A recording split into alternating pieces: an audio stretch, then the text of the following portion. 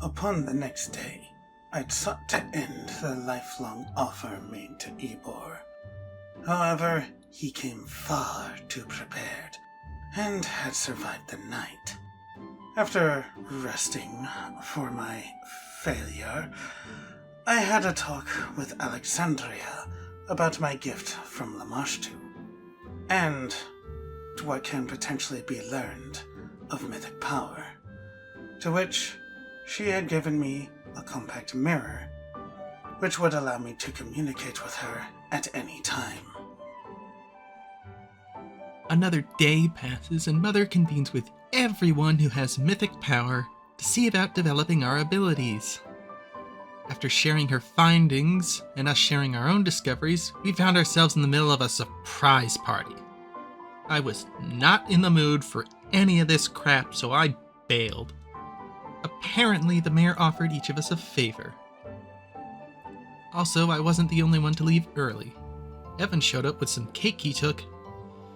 Ranrua, on the other hand, entertained Barty and Katrine at the lumber mill. However, with the new morning, a murder was discovered and blame was laid at Ranrua's door. Once Ranrua was apprehended, we were able to take all of her possessions as evidence and interrogate our suspect. In an investigation to uncover all at the scene of the crime, the following facts and evidence were revealed to us. A note from the supposed killer that framed Ranrua as their master. A crime scene staged in a way of killing that Ranrua would not normally do. Bare footprints found around and toward the scene from the river. No blood trail indicating slithering of any kind. No signs of lingering magic. A hand axe used by Katrine in self-defense and striking for blood. A blood sample from the axe head. Lingering corruption on the bodies at the scene and signs of an undead being the killer. Banny being crucified in a manner similar to a ritual sacrifice scene in Alasnist's diary. Ranrua could not have seen what was in the diary before the killings happened. The killer apparently was stalking in the nettlebank with a clear line of sight to the scene. That nettlebank reeked of rotting meat where the killer was. When Ivor walked into the scene to clock in, he slipped in blood and ran to report the scene, taking about 5 to 10 minutes.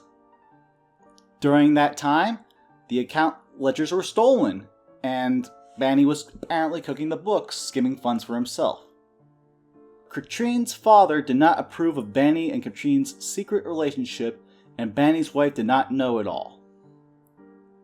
Ivor is in perfect health, so informed of all of this, we are hot on the trail in a search for the truth of these murders.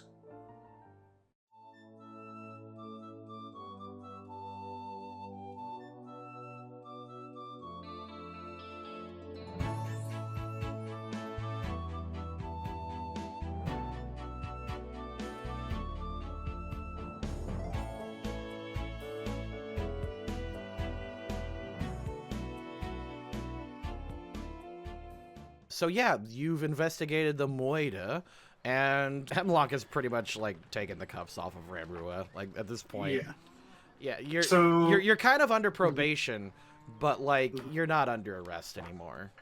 Yeah.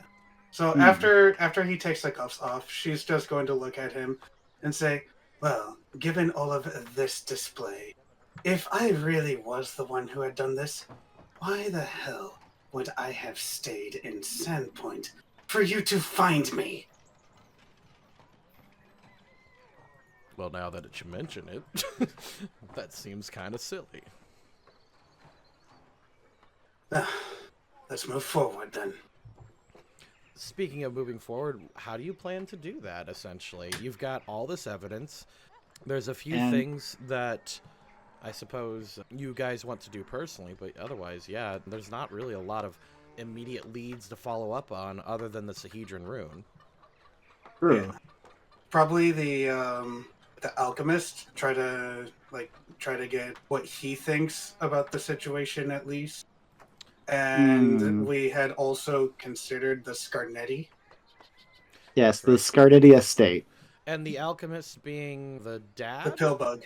Yes. The dad. That of the girl that got murdered, yep. That's right. Yeah, he is currently cooling his feet in the cells of the God, Barracks. Barracks. Thank you. I could not speak today. Holy shit! Yeah, he got arrested because he was approached by the guards and then went berserk. So you could follow up on that. Oh god. I think I'll leave that to you, Zerdan. You're better with people. Oh, of course you leave it to me. I'm so thankful I'm the guy that people can talk to on these sorts of Hey, things. you made it your job. Okay. Yeah, Mr. Fair. Insane Linguistics. Okay. Well, yeah, let's just follow the investigation as intended, and I guess we gotta talk to Oliver since he might need to be... You can follow up on any of your leads. You don't need to ride my plot train that hard, or you could go talk to anybody, literally anybody else. I don't particularly care what you do. There's a certain point that needs to pass before I present more plot stuff, though. Okay. So, as far as... You were He saying? might be a little bit cross with Ranrua because the situation that he did not want to happen proceeded while she was gone. Hmm. Okay. Alright, well... I guess I could talk to him as the deputy who does talking and stuff, Yes. but... I don't know, like... Perhaps a few of us could take some of this evidence to Father Xantus, and he might be able to identify what manner of undead this is. Good point. I proceed to hand Uxio... Oh, wait. Who's going with Luxio? I think Ranrua will go with Uxio for this. Alright, well then, hold on to this and do Ronro's not... going to church! Well, hold on to this blood sample and don't lose it. Easy enough. And be like, you have it in a vial, yes? Yes. So, okay, yeah. Yep, she will put the vial of blood within her belongings. Mm-hmm. Alright, and any other leads the rest of us want to follow? Anybody? Happy and no. Alrighty. You guys head inside the cathedral, and as usual, Father Xantus is doing his duties, and you eventually score a one-on-one or a 3-on-1 meeting with him. Okay. Be reasonable to start that. Ranrua presents the vial of blood to him. Mm-hmm. And we'll say, this was collected at the sawmill. We feel certain that this is connected to some form of undead. Awesome. He's a cleric.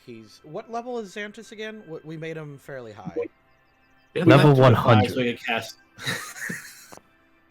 I don't think he's that high. He can literally solve all the problems on his own. But we upped him to 5th level so he can cast 3rd level spells, I believe. Okay, so at least 5th level.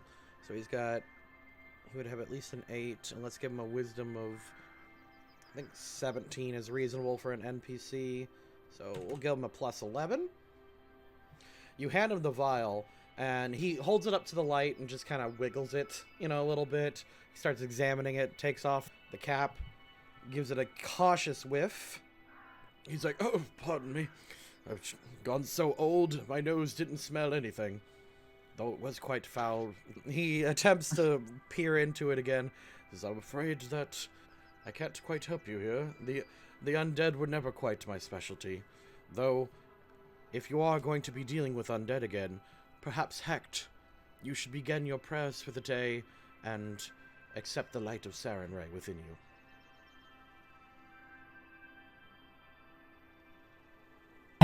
You say it as if it's so easy to do, Father. Uxio, not understanding why it would be difficult, just goes, he's suggesting you pray. It doesn't sound that difficult. Prayer by itself doesn't give me Sarenrae's blessing. Sometimes it does, sometimes it doesn't. I can try, but there's no guarantee. You're saying she is not always willing to provide?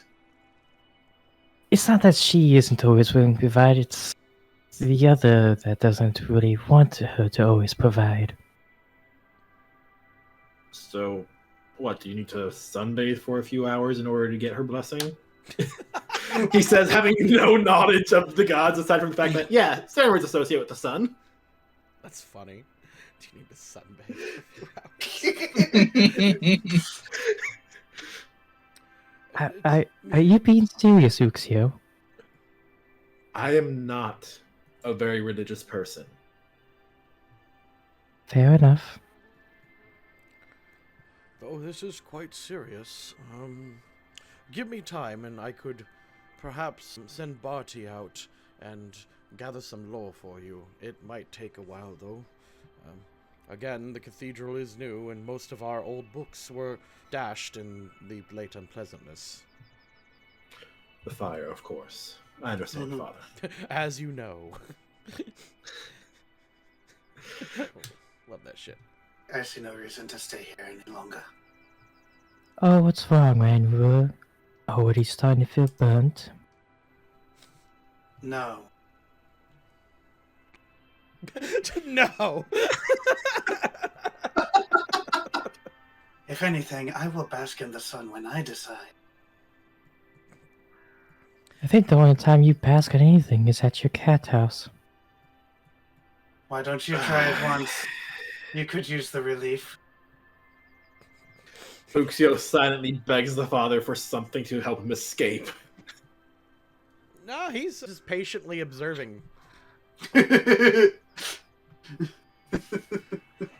Either way, at the barracks, Zerdan, you guys have traveled down to the brig below, and you are in front of the cage of the father of the victim. Oh boy, here we go. You see Oliver down in the cells. He looks a bit worse for wears, as if he's been in a very intensive bar fight. He's kind of bleeding a little bit. There's a rough bandage strapped around him, that sort of thing. If you want to do a perception check. I'll give a try here. 1 second. Here too, so... Nope. I love nat ones. In fairness, Bella isn't terribly interested in the whole law enforcement thing. She was kind of just made an honorary deputy. Right. And I don't think anyone's going to beat Zerdan's check, so I think we're going to go with that. You can see that this man does indeed appear very roughed up. He's got bruises on his wrists, he's got a giant black eye, a fat lip, and he's got a slight cut on his chest. And it doesn't appear to be fatal or anything like that. It doesn't appear to be any kind of deadly injuries. But that cut, does it look like as if it was just like a knife someone pulled at a bar, or? That's a heal check. Of course it is. Yeah, I don't have that in spades. I trust my alchemical bullshit to deal with that for me, but... Oh, man. Yeah. Since he's pointed it out, can I look? You may, yes. What actually happened here, fellow guards? Oh, before talking to him? Yeah. Fellow guards. Well, I don't exactly have a full list of every guard's name. I can't just be like Joe or Billy. Greetings, fellow teens. Well, hello, fellow guard. Well, we went and approached him and said that his daughter was struck down last night. He flew into a bit of a rage. If you ask me, seems suspicious. I mean, that was his only daughter, right? That's going to be a Dodge local, actually. Which is history, which I actually have some decent ranks in. Mm-hmm. God damn. All right, you know that he actually has... Oh, and before that, 1 sec, because I still got inspiration, so... Inspiration. Yeah. It's overkill, my dude. Stop! Still, I need to know. You already know. Know the depths of this man's soul. Glass to that? Did you want to add the magnifying glass? I can't add that yet. No. You are aware that he has two daughters. One who he believes is just the sweetest, most innocent little angel, but she's kind of the town tramp. The other was the one who was having an affair with one of the managers of the lumber mill, who is the victim, Katrine. Ouch. Katrine actually was kind of innocent, and she just in a wildly inappropriate relationship. She was... Okay. Yeah, so regrettably, he has got one daughter left. And considering that this is the very same Oliver that lost his grandmother in the Swallowtail Fire, as I kind of look at the guards. Oh, I didn't consider that. Yeah! You didn't think about that, did you? Mm-hmm. Okay. Well, moving forward, let's not just jump the person who just leaps in a freaking panic or rage. Maybe detain them to at least make sure that they aren't going to hurt anybody or themselves, and then consider all the evidence. Because that's how we get to the root of all things. Well, I mean, he kind of punched one of us, so we had to detain him. And one of the other guards was like, "Yeah, it took like 4 of us to beat him down." Explain the cut on his chest as I point over to him. They just kind of look sheepishly at each other, and then they're like, "That was there when we found him." Uh-huh. Are you sure you want that to be the state of things before I talk to him, as I roll linguistics to coerce, like, if this is what they really want? 25. He corrects himself and says, "Actually, when we were detaining him, he fell down and cut himself, completely unrelated to anything we were using." Does that match with what my heal check would tell me? Not exactly match, but like it's reasonable to assume that he got cut in the scuffle of being arrested. Based on their stories and based on the wounds you see, like, and how fresh they are, it's more than likely he resisted arrest. Right. Okay. Alright, let's just remember this moving forward. Let's just... And then one of the guards was like, "Yeah, but if he had nothing to hide, and why would he go berserk like that? That doesn't make any sense." I don't know, maybe... Did you say something like, "Oh, your daughter was found dead with Benny Harker at the sawmill"? Yeah, that's what I was told to do. Have you Even heard any Ella. of the local bits about how Benny Harker has been on Oliver's bad side for the past month or so? Yeah, town drama is not my tea. Okay. Well, maybe do some research before you bring up any of these points, because you may inadvertently tip someone off in an appropriate reaction. Like, I don't know, maybe the father who is told that the daughter that he had was apparently two-timing with Banny is now dead. Listen, boss, we weren't really thinking that far. We just, had to go tell him, "We're sorry." They, like the 3 of them, kick their feet. Yeah, well, you're glad we're not in Corvosa, because this would be a field day for internal affairs. Oh my freaking god. You dismiss them and go see poor Oliver. Oliver. Okay. I'm gonna call him Oliver. I don't care. Yeah. Oliver. It's just easier. Mm-hmm. I guess we approach Rattle the Bars as... to get his attention as I call out, "Mr. Potiker, sir?" His eye comes up, and he lifts his head up and looks at you and spits on the ground, and then he stands up and goes, "You! Me in particular? Why wasn't that bastard arrested?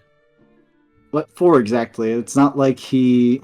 You knew he was Scarny scum, and you didn't do anything about it. I tipped you off 2 weeks ago." Well, as far as that whole situation was concerned, upon cursory investigation, there wasn't anything of note that we could charge him on, and even then, we were still dealing with the goblin threat. It's just one of those horrible things that happens. I don't know what to say. He comes up to the bar, grabs the bars with both hands, and then spits at your feet. As far as I'm concerned, her blood's on your hands. I spent a week working with them. I didn't see anything that would indicate he was into anything illegal. Yeah, well, you knew he was corrupting her. He points at you. Is it illegal for one to chase their own heart that I'm supposed to essentially throw Katrine in the jail for God knows how long? She wasn't chasing her heart. She was confused. She didn't know better. He was way too old for her. It was inappropriate. It was gross. And the man was married. She would have been better with someone else. That may have been the case. Although we can't change the past, what we can do is get justice and find who did this and make them pay. You know more than I do, cop. Spits on the ground again. Okay, well, what other Garny things that you actually know of that he's actually possibly a criminal for? He works for him, don't he? Maybe go find out with his employers. Okay. And do you know of anyone who might have anything against Banny or the gods forbid Katrine? That's a good question. No. Katrine was the sweetest, most innocent girl who was ruined by that scarny bastard. I'm going to roll perception to see if he's not bringing this up. Okay. Okay. He seems to sincerely believe that his daughter knew nothing and, was innocent and being corrupted by a scarny bastard. Look, if there is anything at all that could help us close this case and make sure that whoever did this is strung up in the street, then I would appreciate if you could actually tell me everything, even if it might conflict with what you know of those you care about.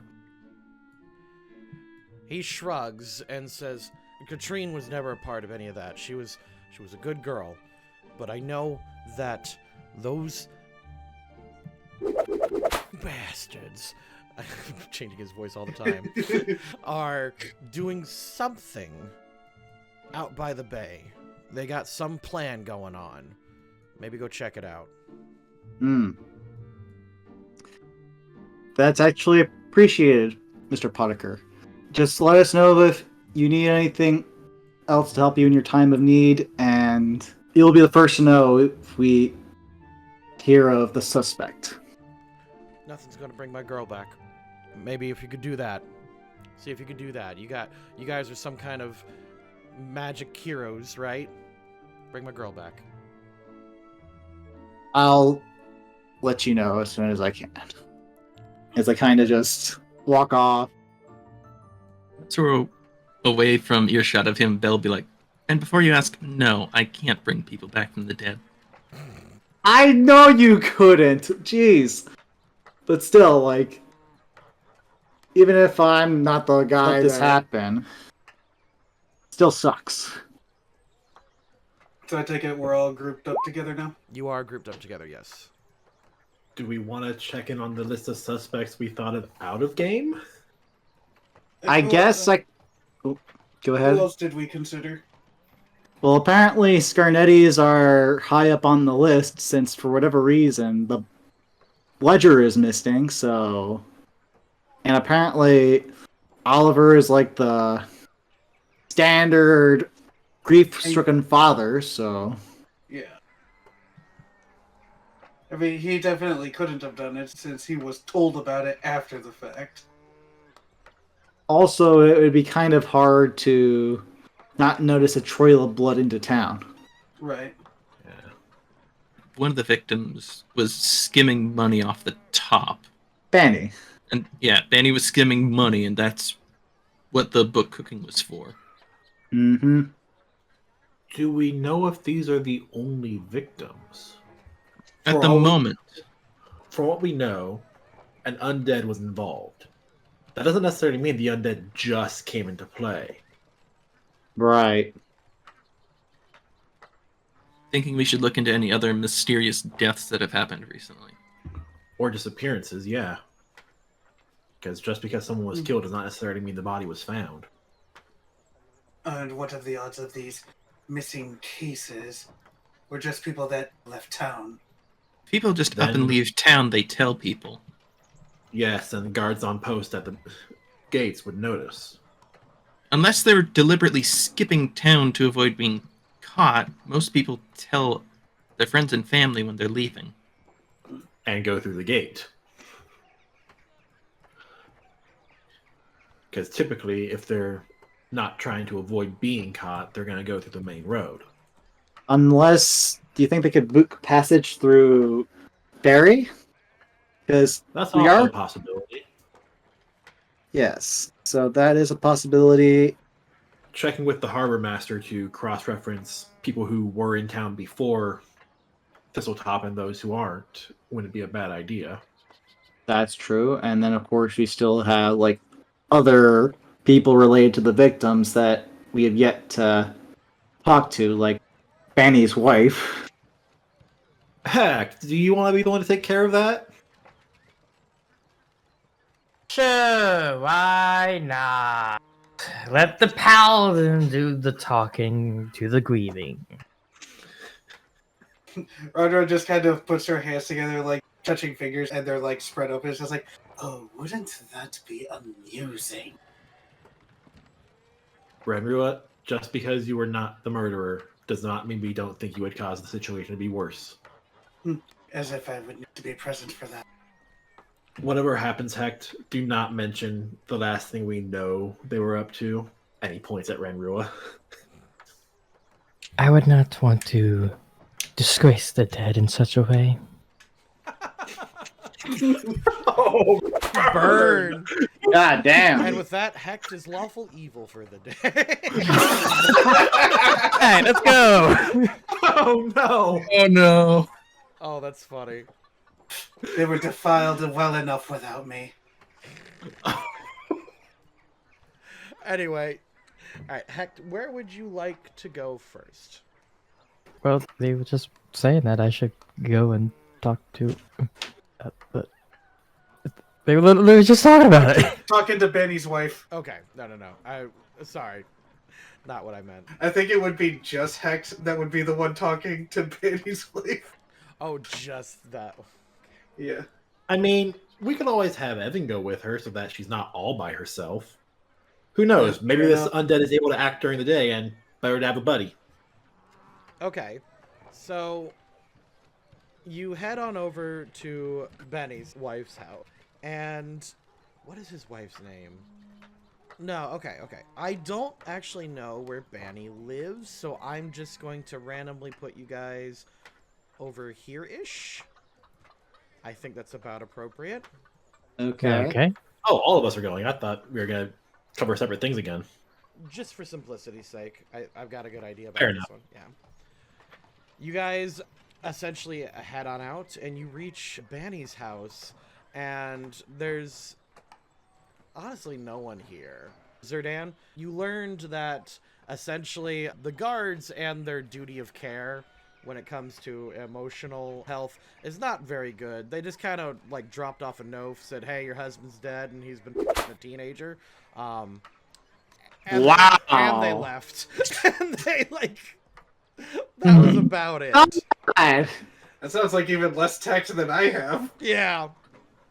Again, I said it in the Roll20 chat. Even Evan is better at reading the room than those guards. So, Hecht, you approach the house.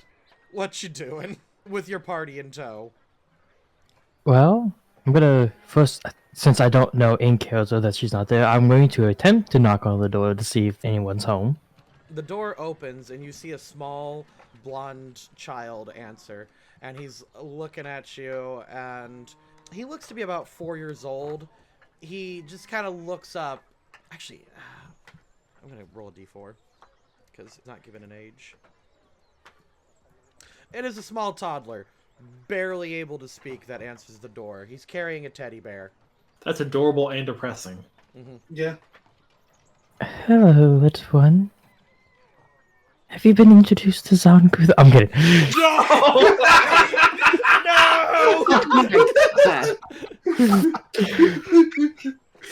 You're Have you heard the good word about? Let's introduce you to Evil Jesus. Evil Gimp Jesus. Evil Gimp Yes. Jesus. Oh my god. Hello, is your mother home? He looks in the back and give you a perception check. Yay, perception. Definitely one of my best things out there. Not. Just hacked. Full party or just hacked? You could, well, Heck's the one at the door. You can hear screaming and glass shattering. The little boy shakes his head no. I see. She is definitely not home. I completely understand. If you are lying to me, Jess, shake your head. As I'm going to do a diplomacy check to see if he's going to try to say the truth by saying no at the same time. If you're lying to me, shake your head. Mm-hmm. He is. He's as- very confused. This is a complicated instruction for a boy such as toddler. him. Yeah. He just walks back to the kitchen. Mom! That worked, I guess. A frumpy-looking woman storms out of the kitchen, and she sees you, and she's like, I already heard the news. I don't need you anymore. And she, like, screams at you, shut the door! Definitely sounds like you need a priest to just sit down and vent out to. We don't need no priests. They're not going to bring my husband back, and they're not going to that whore. I should not be laughing on make it like this. I understand that, miss, but I am just here to try to give you some comfort and be here in your time of grieving. If you want some comfort, you want to comfort me? Okay, yeah. Find out. Okay, why don't you tell me where Benny was keeping that harlot? You wanna tell me what he's been doing late at night when he was out earning money? So you're trying to ask me questions that I clearly would not be able to answer.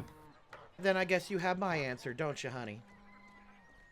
Listen, I understand that you're grieving, but we're also going to have to get past this point so that we can talk professionally to one another as adults. She looks at you. Am I under arrest? No, but you are being quite hostile to a paladin. At the no, she slams the door. You guys can go ahead. I'm going to wait. Okay. You tried her best. Yeah. A lot better than the other guards. I can tell you that much. Way better. Yeah, way better. That's true. Uh-huh. I think the only other guard who might have come close to that might have been Bob, and that's just by merit of trying to put a positive spin on so much of what he does. Good old Bob. He's trying to make Sandpoint great. Making a great Sandpoint. Was it ever really that good? That's why he's trying to make it great. Sounds like a lost cause. Anyway. So, who wants to step up to bat? Oh, Hacked hasn't left from the front of the door. She's just going to stand there and wait. A part of me wants to suggest that everyone but Zerdan takes a step backwards when he suggests he wants to step up to the bat. Perception check. Okay, Literally okay. everyone can. It's fine.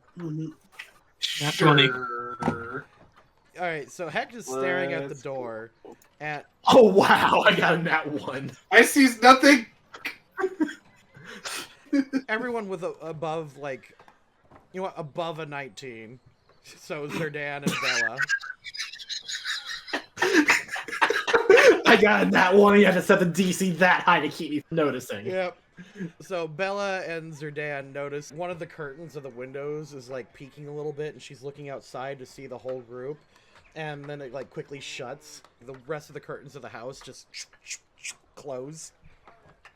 This is clearly being more of a waste of time. Let me try to just one thing real quick. 1 second. Excuse me, ma'am. Although there has been some difficult times with what has been revealed, I'm sure you wouldn't want what happened to Banny or the harlot to happen to anyone else in Sandpoint.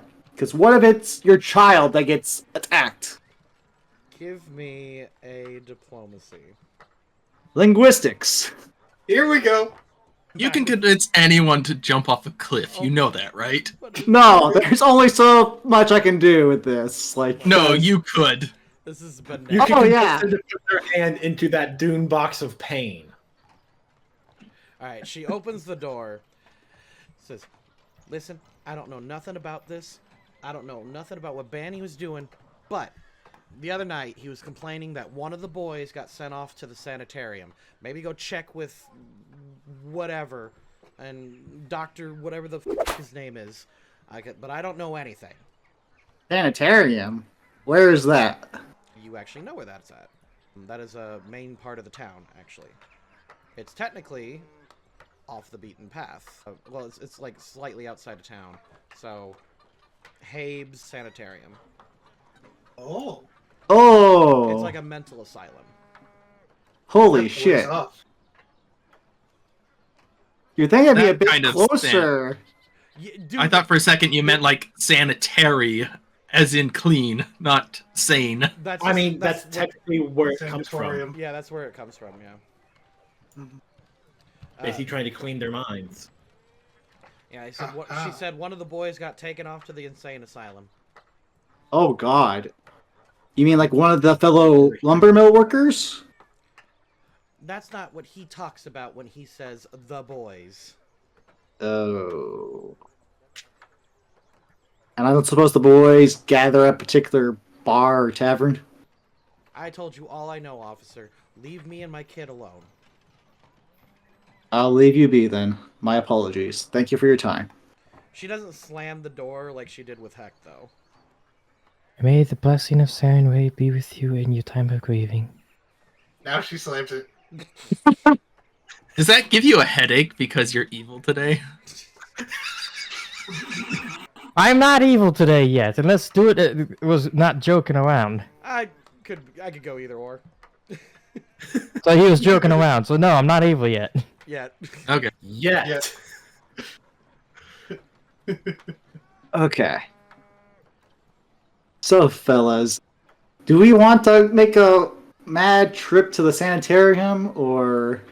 Let's How eat did neither first. one of us hear about someone being sent there? Hmm? Like, the guards should know about that, shouldn't they? We are still not exactly the most cutting edge of law enforcement to where we would consider that sort of thing, right? Oh But it's no, still I got part of the guard's duty to help people get there if they get sent there. You would know this. It usually is. So that would be suspicious activity. Oh god. let me guess, one of your other foot soldiers that clearly knows how to talk to people forgot to report that someone was being sent to the insane asylum. Oh jeez. Would that be a knowledge history to figure out what exactly that would entail to get someone sent there? Yeah, that would be a knowledge check. Alright. Come on. So essentially, sending someone off to the sanitarium, it really isn't that difficult. Usually it does come down to the guard's final decision, unless the family member sends them or they commit themselves. Oh. Oh god. Okay. The more and more we're hearing about this out of character, the more I'm thinking, yeah, we should probably go there. Yeah. How long would it take to get there and back? Oh, maybe an hour. On Oh! foot or by horseback. Bro, I know. No, like I do not get how this map works. It's so bizarre. Like everything's within 30 miles of Sandpoint. Hmm. Like if that. Right, because it Really only took us traveled. like half a day to get to Thistletop. Mm-hmm. True. So Clearly yeah, travel is better in this world than it is in our world. I guess so. So if I had to guess, I assume the route goes something like this. Alternatively, the river goes right up there. Yeah, taking a boat is probably the easier way to do it. I'm surprised they have insane asylums in this age. Well, it's not really well kept. If you want, you can roll any single knowledge check that you think would be most appropriate, and I can tell you about the Sanatorium. All right, so you guys travel outside of town, and you are approaching the Sanatorium. As you are traveling, you start to recall things that you've heard of or learned while in Sandpoint. Heck, with your knowledge religion, you have learned that essentially this is one of the few places within Sandpoint that makes an honest attempt at essentially curing mental health problems, in the sense that, you know, in the Pathfinder universe, something's either magically wrong with someone or otherwise. But Aaron Habe, his name is Aaron Habe, by the way, is one of the few people who almost free of charge attempts to, like, fix people mentally. Sometimes a person that is having unstable magic issues, like wild magic, I think that's what they call it. Sometimes they get sent here. Ranrua, as you approach the Sanatorium, really not much else is learned. Uxio, your knowledge of nature really doesn't tell you anything. Bella's really bad history doesn't tell you anything. Yeah, I didn't expect nature to tell me anything, but it's the only thing I got. Yep. Not much is actually known about the Sanatorium other than Aaron Habe himself funded the place, and he essentially works with all of his patients free of charge. Most of them are incapable of paying anyway, and he just seems to be a kind and generous man. Ranrua, though, as you approach the place, you get a whiff of something foul. Can't quite put your finger on it, though. Should I roll some to discern? You already did.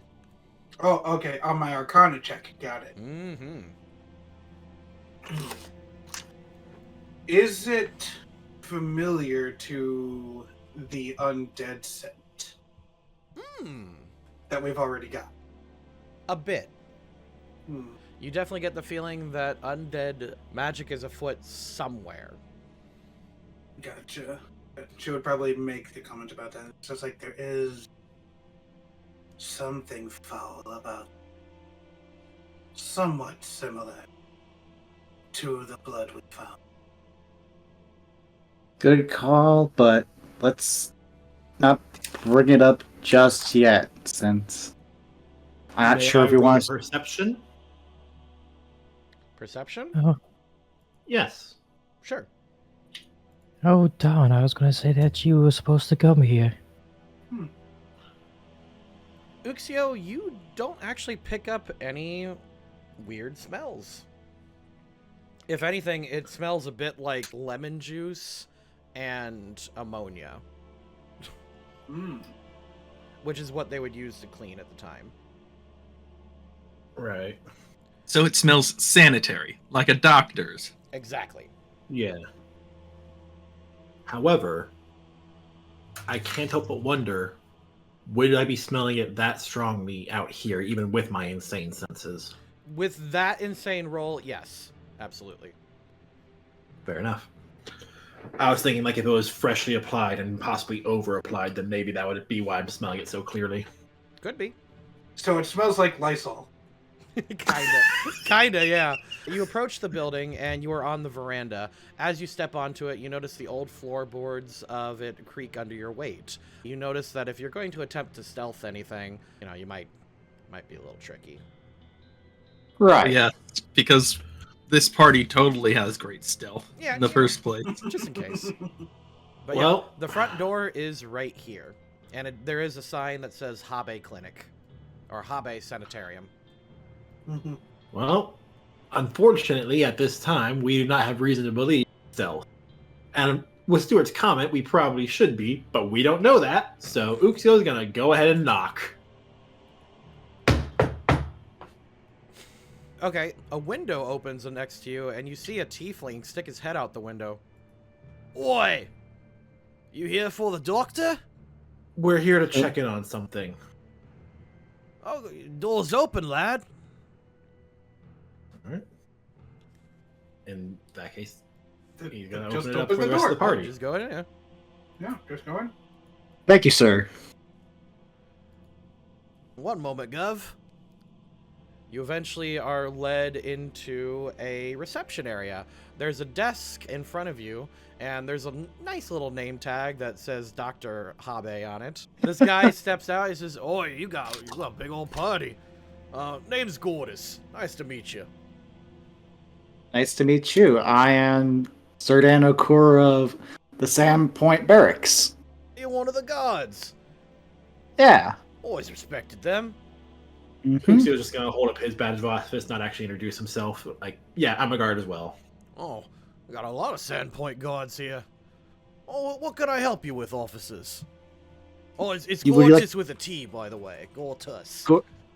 Okay. Or like you're stabbing somebody and the innards come out, and tuss, like I'm tough, but with an S.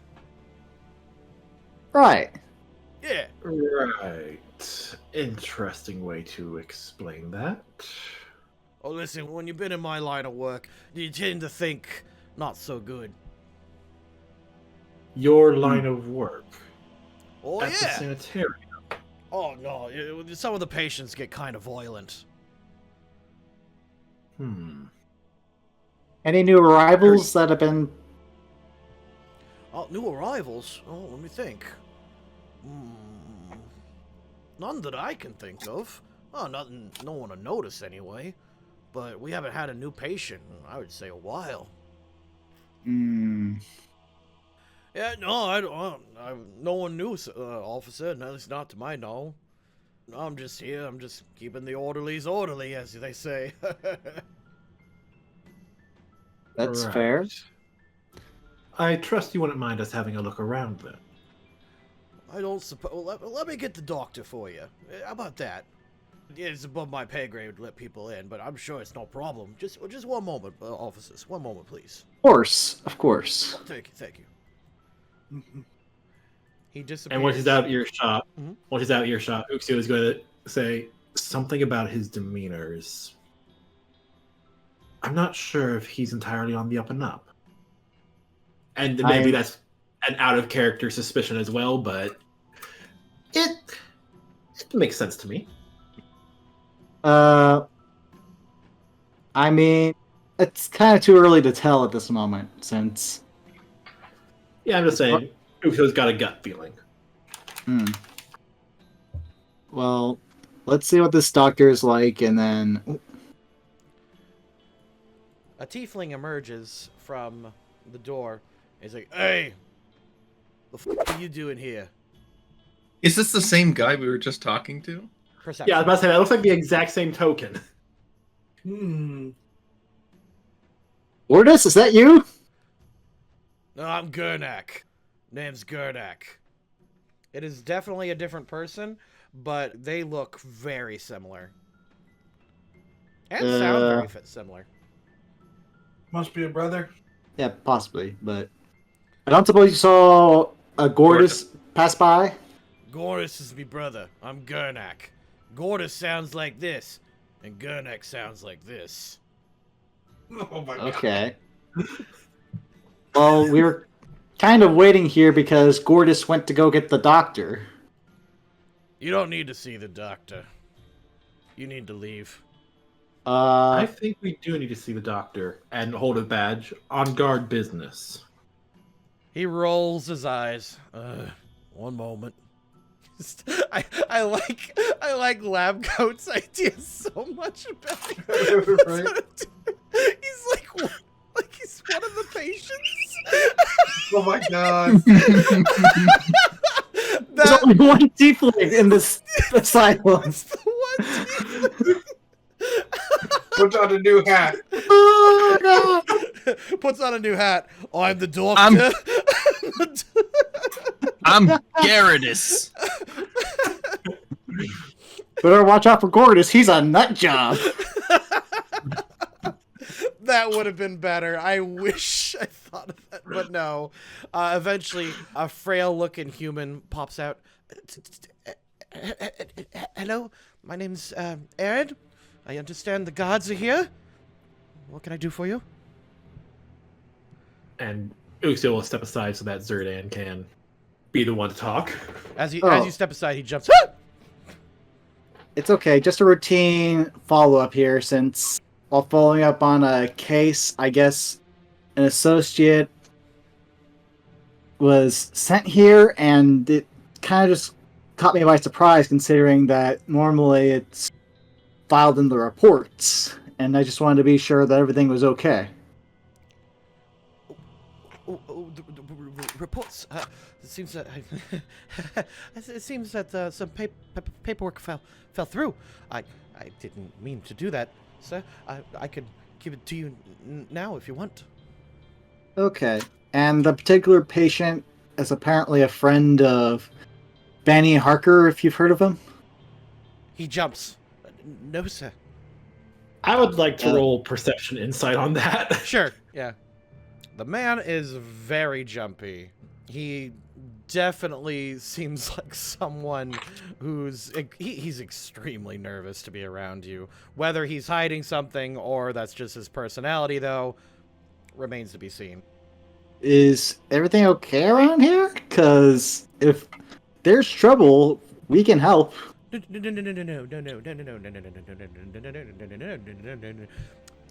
he like slaps himself upside the head.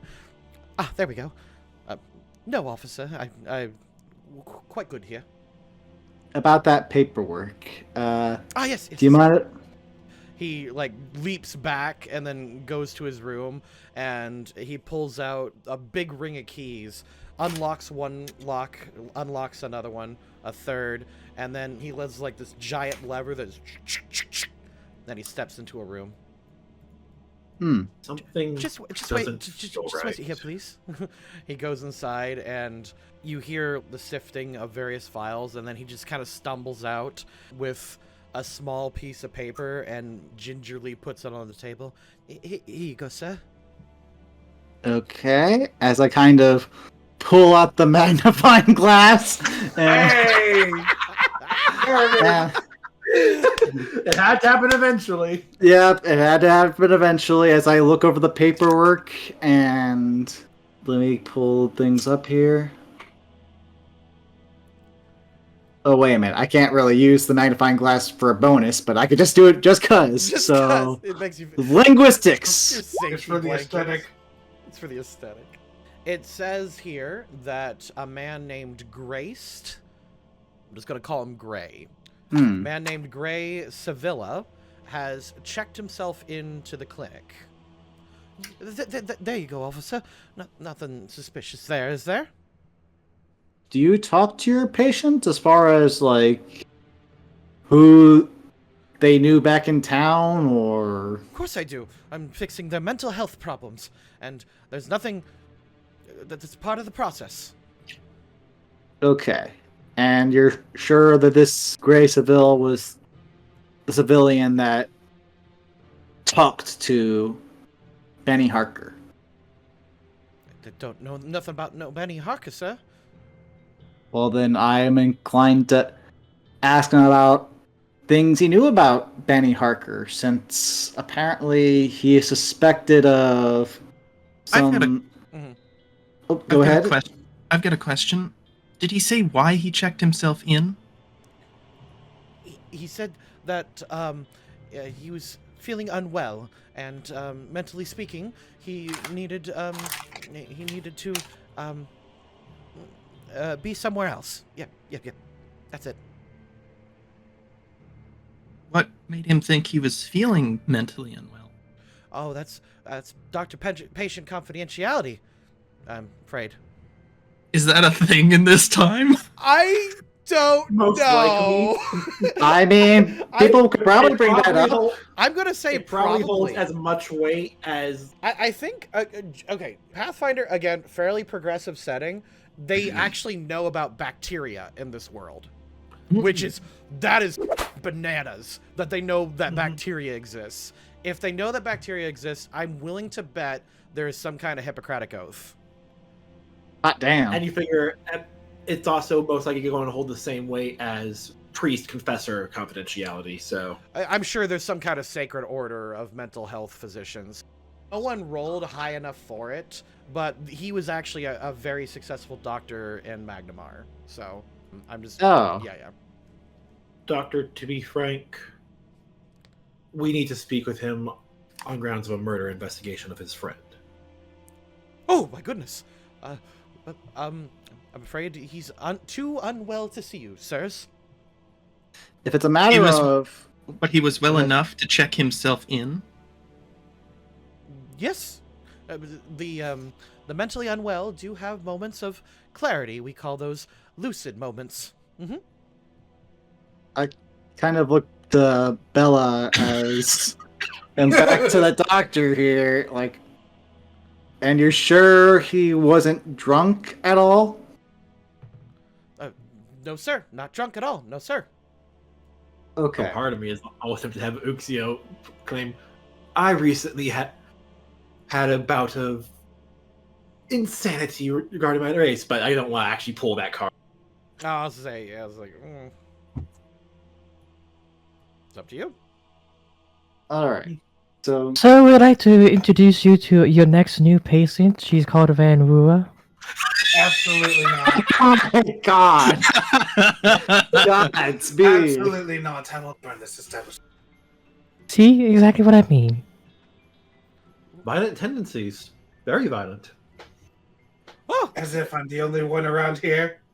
He looks at Ranrua up and down and goes, we don't have the services to accommodate a Lamia matron.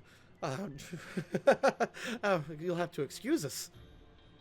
I have Well, then no you're reason to excused. stay here. You're excused. Hey, perhaps someone in Magnamar would be better suited for her.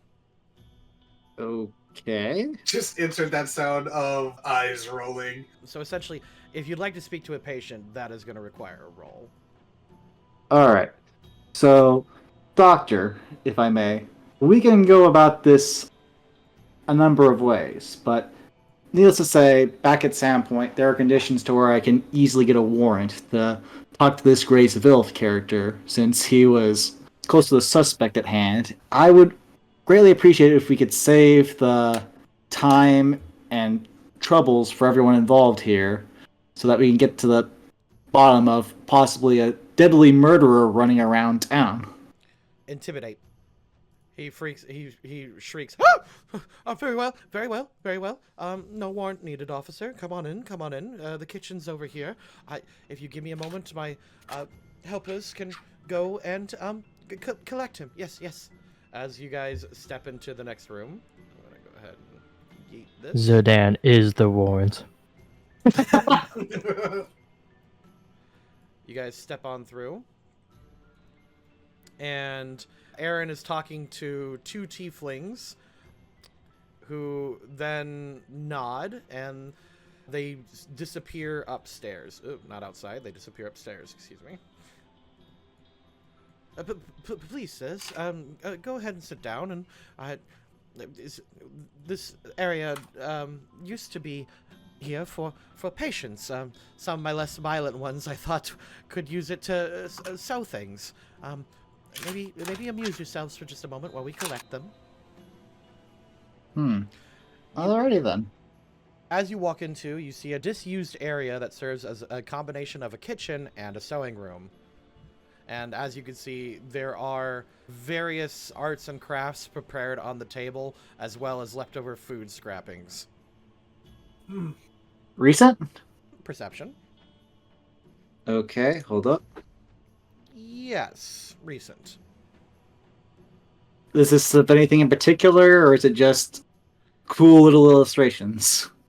Basically knitting stuff. The knitting stuff has gone unused. There's nothing new that's been made, but there does seem to be leftover scraps of food. This is not a well cared for area, surprisingly. Is the doctor going to stay in the room with us? Yeah, he's just kind of nervously, like, shifting back and forth. You get the feeling he's had, like, a couple of, like, bad encounters based on how jumpy he is. Right. Roughly how fast is a move action? Like, if he's walking over this way, could I manage to take a move action before he turns around. Oh, as in he's like pacing? Yeah, that would Yeah. require a stealth check, though. Well, the move action I want to take is remove my armored coat and hand it over to Bella before I actually try and stealth through the place. Oh. That's sleight of hand, then. Just my bonus from Falcon to Tiger to increase my dexterity a little bit, and then I'll try that sleight of hand check. I do not succeed that sleight of hand check. You drop your coat on the floor, which causes Aaron to jump. Ah! Oh! Sorry, he was feeling a bit overheated. Just you can put your coat there, but please don't make loud noises. It scares the patients. I'm sorry, Right. The patients. Their mental health is very important. Certainly. Has it been particularly difficult for you with your patients here? You said that there were some more violent ones among your group. Oh, yes. Yes, many patients have uncontrollable outbursts, for sure. That's what the Tiefling brothers are for, and they're quite good at maintaining them. They're good people. They just need the help, and it seems that there's not a lot of people willing to do that. I know, it's a darn shame, especially in big places like Magnamar, Corvosa, where just any number of people could easily make that problem a lot easier, don't you think? Oh, yes, certainly. We've certainly needed a patron for some time, of course. Back in Magnamar, most doctors are in it for the gold and the platinum and the women, but not I, sir. I always just wanted to help people. The women? I wasn't expecting being a practitioner of medical arts to draw in that kind of crowd. Oh yes. Uxio? You'd find many, just as there are corrupt politicians and soldiers and there are definitely corrupt doctors. Uxio, I spent most of my life in a temple, and I knew that one. Any moment now, as you see the Tiefling brothers wheel out a man that quite looks like a corpse, his tongue lolling here and there. He's in a straitjacket as he's on like a dolly that the two are like wheeling forward. And I almost thought he had the Hannibal mask. No, his eyes are sunken in and like pure white, and he's like, ugh, as Aaron jumps. I told you. See, he's quite unwell. He's not ready for visitors. Did he show up exactly like this? Not exactly, no. Yeah, does this look like someone who was able to walk themselves here? He has good moments. He has lucid, like, excellent. I was asking that out of character, as in, can we roll? Oh, okay, perception. Yeah, you could do that. So Dan, we're gonna give you a -10 buff from now on. Okay. Oh my god. Uxio and Zerdan, you cover your noses immediately. This man smells like death. Like a specific kind of death? A specific kind of undeath, we could say. Oh Be god. Like, how well that done man's is dead. Ranrua catch up on that? Would a knowledge religion check be applicable here for me to attempt? Absolutely. It's always applicable. Come on. At the very least, you can roll it. This man is on the very late stages of ghoul fever. Oh dear god. Yep, that's an issue. Doctor, I don't suppose your facility is geared for contaminations of illness and such of the physical as well as the mental? Of course, I've got herbs and medicines of all kinds. He just needs a mental checkup. That's all he needs. You've seen him. You can go now, right? Actually, do you happen to have a cleric on hand as your staff? Because the man is currently suffering from ghoul fever. Goodness me! Impossible. There's no way. As I point out how his flesh is just See the skin tones there? That is the proper complexion of ghoul fever, and That's nonsense. As part of Gray's face just like falls off. look, Doctor, we appreciate what you're trying to do here, but if you need more help, we're willing to get it to you if need be, but you have to be honest with us. Since I guess it's been true. The clinic could use more funds, I suppose. If you would like to do that, we can fill out the proper paperwork, of course, and I can treat this man as best as any individual. Although I think nothing short of a miracle, I suppose, could save a man that latent to ghoul fever. Mm-hmm. The only miracle is a proper death. hold up. Would Do that me a favor, Ranrua. Yeah. I need you to do a perception check. Oh boy. Actually, I'm going to need everyone to do perception checks. nah. Oh. 17. All right. Shortly after Ranrua talks, Uxio, you notice Gray say something. He's like, Razors. Raises? Razor, he needs a razor to shave. Like, those are the two possibilities I think I heard. Raises and raisins. As, like, the man's lolling face then looks at you all, he then begins to mutter, "He said you would visit me." As he looks at Ranrua, "His lordship." His lordship? Who would that be, good sir? He doesn't respond. It wouldn't be possible for him to have escaped last night, would it? Wait. He has a place for you. A precious place. I'm so jealous. Doctor, as much as I'd He like holds up a for you- hand. He holds up a hand. Quiet! Let this patient speak. Okay. Doctor, I think it's good enough for us to talk from here. It'd be horrible if you were to be caught in this horrible situation here. No. He speaks. He hasn't spoken like this in a while. He's having a lucid moment. You there? Okay. You there? You must be the one that he's talking to. Come. Don't worry. He's in a straitjacket, and the Tiefling brothers have got him. Don't worry. Come quickly. I'm not going to move that close to the patient here, but I suppose over to here is enough. You wanna? Yeah, you wanna put that there. Like that. There we go. Come, Gray, speak to us. What is it he's jealous of? Perhaps it'd be best if you spoke to him. Who sent you? His lordship. I require a name. He has a message for you. He made me remember it. I hope I haven't forgotten. The master wouldn't approve if I forgot. Let me see.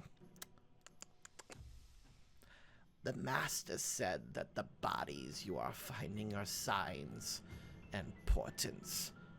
That when he's done with you, you shall be remembered forever, and the misgivings shall be your throne.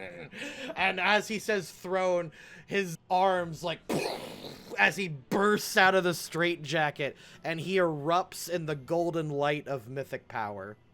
Oh no. God damn it, I should have struck first! Get behind me, Doctor. Alright, well, I am going to spend one of my points to assume first in initiative, so that roll is actually a nat 20 for 29. Got it. Okay. I rolled 26, bro. Yo. Like, Oh, that would have been... That's wild. That's really good. So, this is technically surprise round. And, Ranrua, you did roll high enough to act in it. It'll be you and Gray. Okay, so I think I'm gonna try to get some damage in first.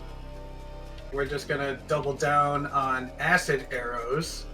Throw a regular one first. Hey, 21? 21 definitely hits him, especially with a touch attack. Okay. And then, using my Ultra Divine Blast, we're gonna hit him again. Oh, jeez. Okay, that's a 14 to hit. Something tells me that doesn't. Unless I were to add the Surge die to that one. You can add Mythic Power to it if you want. I'm already spending a Mythic Power just to do the Ultra Divine Blast for it, so... you know what? I think I'll just leave it. Okay. If it whiffs, it whiffs. You throw a bolt of acid at his chest, which, like, starts to eat through it. And it certainly does do some damage. Both bolts hit him, and it eats away at his rotting flesh. Okay, and then for my move action, I'm gonna get back into the corner. Oh my god. Godspeed. Protect Do you me, want to have your tail in the shields. front, or do you want to have your tail in the front, or do you That's want to actually have going to your body in require. the That's front? going to require an acrobatics check. Okay. Acrobatics, let's go. Uh-oh. Ack! Should I? You're stuck. Damn it. The table is resilient against this Lamia body. Table is bolted to the floor. After you. I mean, I after- also kind of assumed I had enough movement to just simply go past Uxio. After you fling the spell, Aaron shouts, "Ah! They attacked a patient! She attacked a patient! She attacked a patient! Kill her! Kill them! Kill them now!" As he shouts that, Gurnak and Gordis begin to like shake their heads as like they just got knocked down by a mythic burst, and Graced leaps like a Dragon Ball Z character, and Oh then god. like jumps up into the air, his claws filling with mythic power. He swings downward as hard as he can. 20 hate, I'm pretty sure hits you. Holy Yeah, I haven't set up any of my defenses, so yes, that hits. Yeah. He slams downward with an iron claw, like bashing you right in the head for 16 damage. Okay. With he will burn his mythic power to backhand you for a new attack. Oh no. He is using Primal Strike. Oh no. 27 hits you, but I rolled the lowest I possibly could for unarmed strike, and you take another 11. Ow. He shrieks at you unintelligibly as he then goes to bite. 3 attacks. Shit. No, sorry. My bad. Make a fortitude save. Oh. 18. Uh-oh. Oh, I wouldn't Was worry that not high enough? I wouldn't worry about it. Oh no. That sounds concerning. I wouldn't worry about it. Maybe you want to use some mythic power here. Like what? Add surge to the fortitude roll? You could. Maybe. I wouldn't want to risk it. Unless you really want that biscuit. No, I'm sorry. He only did get one attack, and then he got the second Okay. attack, but that's on me. That's on me. Okay. I got too excited. I was like, yeah, I get to roll with a Paragon again. Okay, so I'd assume that was his turn? Yep. It is the top of the turn order, so surprise round is done. Ranrua, it is your turn again. Okay, I need to prep my defenses. Let's see, so I'd be able to use the divine casting for like shield or something, right? Yeah, I'll let you do that. Okay, so prep mage armor, and we'll just do the regular divine cast for shield. Okay, so the shield does not provoke it, but the mage armor absolutely does provoke an attack of opportunity. Okay. He is swinging hard. Does 16 hit you? Not with my shield up. So I suppose it could be animated as she gets her shield up, is trying to cast her armor, he takes a swing, and she just backhands his attack. Yeah. You backhand it, but your wrist goes numb from this. Well, Since anyway, he I took get that up my attack of mage armor. opportunity, she'd be free to move, wouldn't she? Like no risk of attack of opportunity from that? Correct. Okay, then. Assuming he doesn't have something that lets him make multiple. Yeah, and then we'll move behind Uxio. You're good. He does not have combat reflexes now. Okay. He was not that kind of fighter. He was. All right, so for my swift action, I'm switching from Falcon to Bowl, get that strength bonus. Gotcha. And then I have something I want to do with my free action. My original action that I'm going to use will be Lead Blades. And then the extra action that I get thanks to Amazing Initiative will be to attack with the Lead Blades Falchion. I hope a 26 hits. 26. It sucks that I've got double ones on the dang damage, but... You slash for 9, and like you go through Ranrua's acid damage, pulling out more and more of his innards as he just ravages past you. He will then attempt to like shove you aside with a. Let's see, does he have that? Oh, he sure doesn't. No, he's just gonna dash past you. Like he's gonna leap like Wolverine here, then here. All right, so he. The book says he will eat attacks of opportunity to pursue. Like, this man is determined. Alright, but unfortunately, we've determined that that was not an attack of opportunity. Does 19 hit you? For me? Yeah. Nope.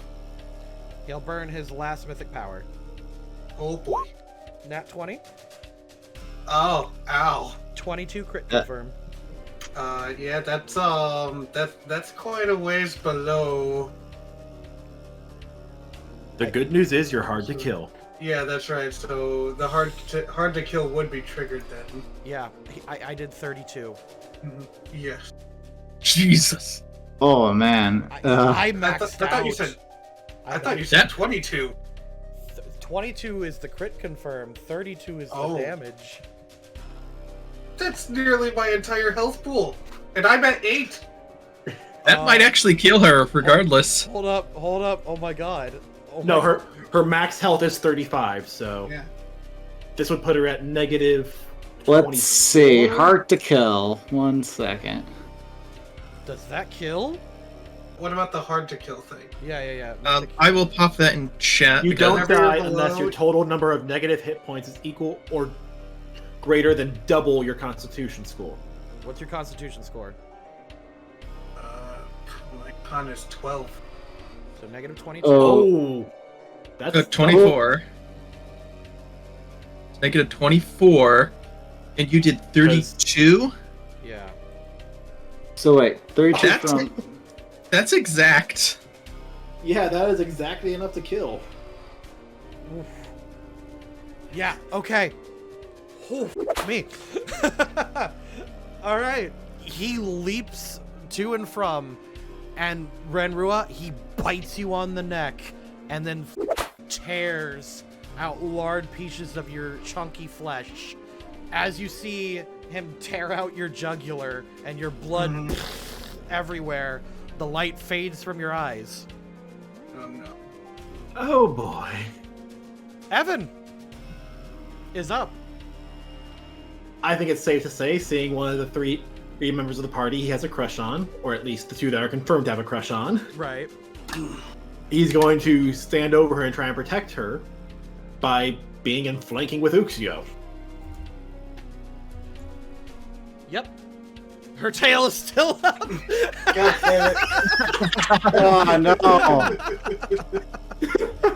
Because of how that's positioned, he'll need to leap on the table. Actually, that'll be an acrobatics. Oh, dang it. Yeah. He's got a -1 on that. Well, he freaks out and yeah, I guess he'll just tackle him. Can he even get to him? He has what, 20-foot movement speed or 30? He's got the full 30 because fighters ignore the movement speed penalty from medium armor at his level. You know what? He leaps on the table. It's not that hard. I don't care. Doesn't get flanking from that position, but hey, it's better than nothing. Yeah. And unfortunately, because of all that movement, he only gets to attack with 1. Does the 13 hit? It does. He stabs the guy in the side, and he takes 11 damage. He drops Ranrua, spits her on the ground, and shrieks into the air, "Your lordship, I do this for you!" Gordis draws a dagger and charges at Uxio. My AC is 20. Gotcha. Unless he somehow is able to target touch or flat-footed. He is not. Gray is definitely not on his team. I rolled a 12. So you're fine. All right. Bella, you're up. Full power. That thing just dropped Ranrua hard. I'm not holding back. Fair. And I do have flanking with Uxio from here, correct? You absolutely do, yes. 21 to hit, 26 damage. You split him in twain. His bits and pieces fall to the floor, and as he does, you can see the pile of gore and offal, fit in front of you. You could hear Aaron shout, "Kill them! He attacked a patient! They did it! They attack him! Help! Help!" As he begins to run off. Trying to think the tieflings are smart enough to know that's not the right situation. They get paid minimum wage, probably. They aren't paid to think. Hecht, you're up. I like to try to do an intimidating check on both of them to try to have everyone else stand the freak down. I will let you do that. Okay. That's like am I rolling anything but a 15 No. for my... God, my goodness gracious. You shout outwards, and both Gordis and Gurnak draw blades as Gurnak smiles mischievously. He's tossing the blade in between his hands, and Gordis has just got this determined look on his face. They do not appear to want to stop. I believe they're actually a bit more insane than we thought. Which one is where again? I will mark Gordis with a red tint. Actually, no, he's kind of been the friendly one. I'll make him green, and I'll make Gurnak red. Your perception check from earlier was high enough that you could tell the difference between the twins. So. Well, I am going to then cast a spell, because why not? I got nothing better to do. On the red one down here, I'm going to cast Litany of Sloth. Basically, I'm just getting rid of his abilities to cast any spells defensively or make any attack of opportunities. On whom? Aaron or? Yeah, the one that you just tinted red. Oh, okay. I will roll his will save, right? There is no save. Got it. Okay. You throw a spell in front of you, and as it hits him, he goes, "Oh, okay." As he flexes his muscles and then charges forward and attempts to stab you. Stabbity stab. 11 does not hit you, I assume. No, it does not. He runs forward. Ah! Ting! Ting! Ting! Ting! Uh-oh. That wasn't the smartest idea to attack a paladin from the Crusades. Sir Dan, you're up. That's my friend you attempted to shank. As I freaking... I love it when Zerdan drops the professionalism. It's really Right? funny. You've been around Bella too long. God damn it, You stab out Oh. with the... Oh, go ahead. Yeah, I kind of just lashed out at first, and I think that's it for now, since I can't really... I guess I'll try to freaking acrobatics around here. Or wait, you can't take attacks opportunity now. Yep, Why That's can't true. because of of Litany of spell. Sloth. Yes, sloth. You? Oh. The target cannot make attacks of opportunity or cast spells defensively. Gotcha. Alright, you shift into flanking position. Top of the turn order. Ranrua, can you give me a will save? No particular reason. Okay. I mean, that is my best save. Well, let's see. Give me! 14? Hmm.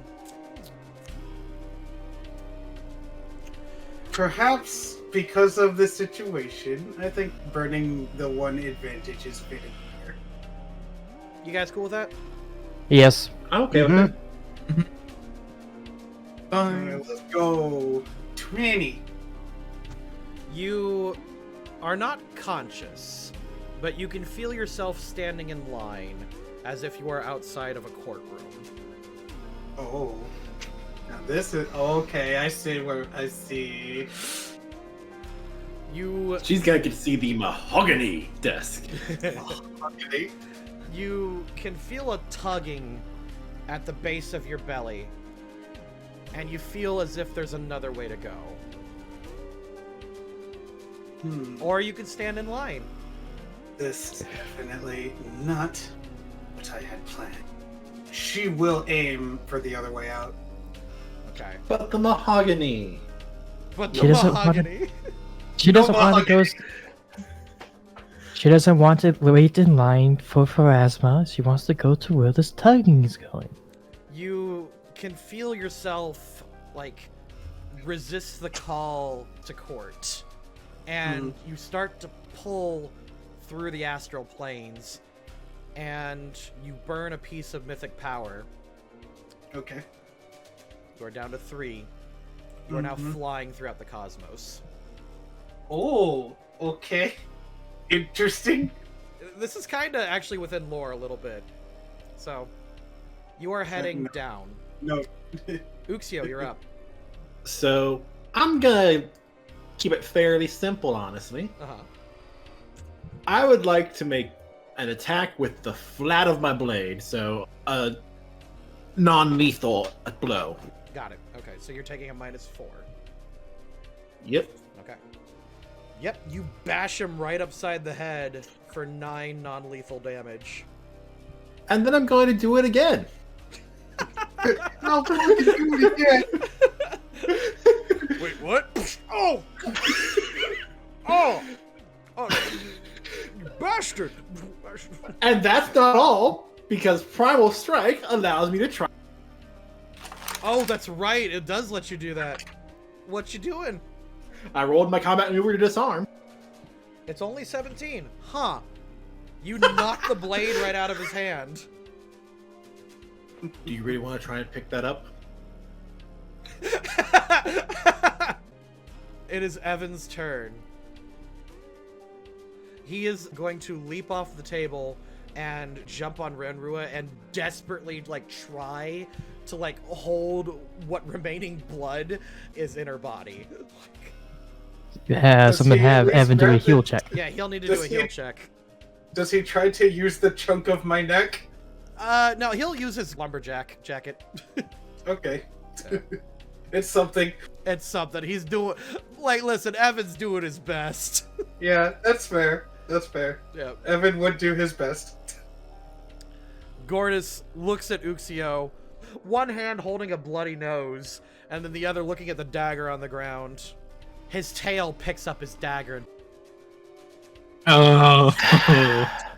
Slick. I gave you the chance. Yeah, I use sleight of hand for that. He is going to leap at you with the dagger in tail. I need you to give me a perception check.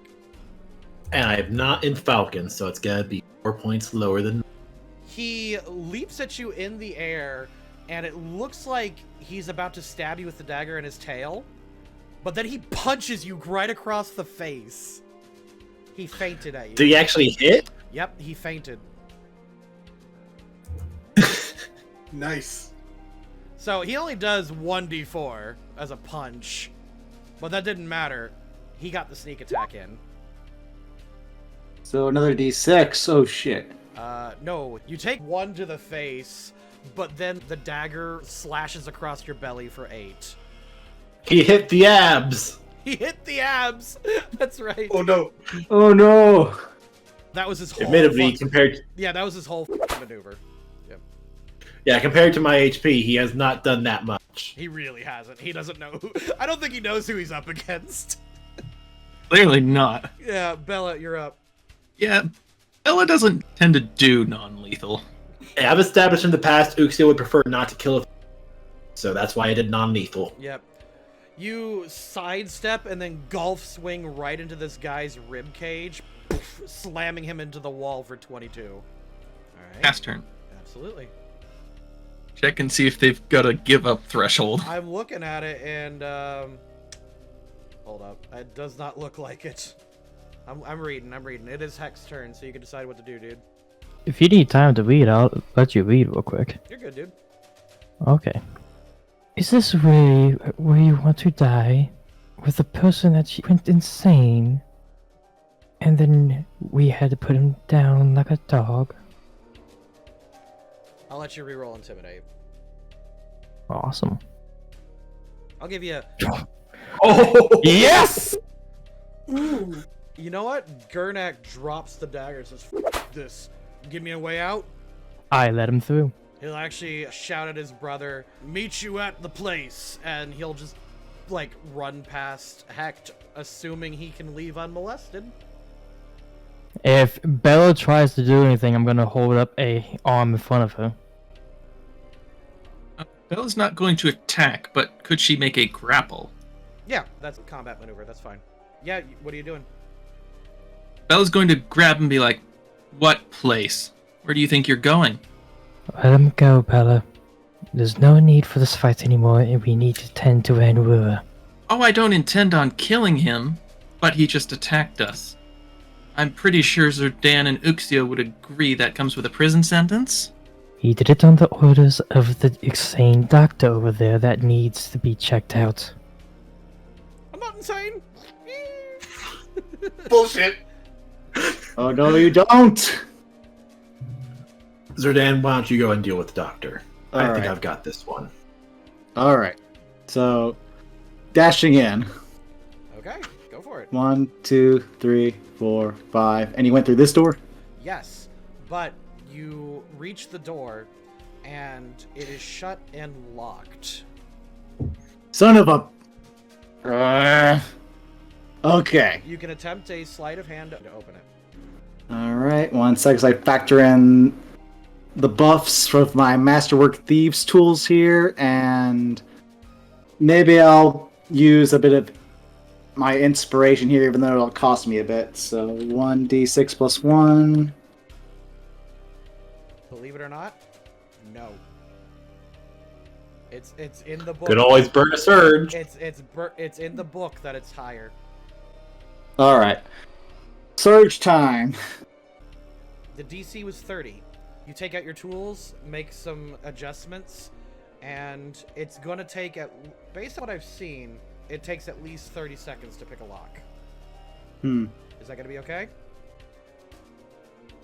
Yeah, I think that's okay.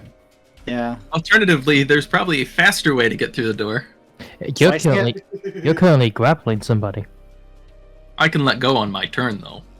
So you're grappling, Rogar. But yeah, no, you're thinking you'll get it, but boy, that is a better lock than you expected. Hmm. Kind of needs that that level of lock for a place like this. Yeah, that actually does make a lot of sense, yeah. Alright. Yeah. As this is happening, you guys are maintaining the Tiefling twins, and Zerdan is working on the door. Ranrua, you fly throughout the cosmos, and you pierce the veil of the abyss. You sink downwards as you bypass various realms until you reach the birthing fields. Oh. Of course I was gonna come here. You are down to 2 mythic power. Okay. Probably gonna end up using all of it for the day. Yep. You stand out in the birthing fields. Now, at this point where this is occurring at about at the speed of thought, so I'm gonna make this go faster. You're standing out in the fields, and as you're there, you can hear the moans and groans of various women giving birth to monsters, and you can feel the flesh on your belly begin to peel and slice open as you turn around and you see standing over the horizon is Lamashtu. I'd assume it's pain she should be feeling. She will move towards Lamashtu. As you move forward, her arm swiftly moves, and she slams a colossal dagger right in front of you, which stops you in your tracks. And you can hear the words, "Pathfinder." pathetic. Ranrua will respond with, "A mockery was made of me." She slinks past her own kukri that she slams into the ground, and her jackaled face morphs into a draconian one, and she goes, "Speaking lightly, yes. Pathetic worm. You call yourself my child." Despite where I've come from, I've never been devoted. Your race, your species owes its existence to me. You are a fool to come here, actually. But I respect the bravery. I have an idea, child. The other option that I seem to have had, I felt was less favorable.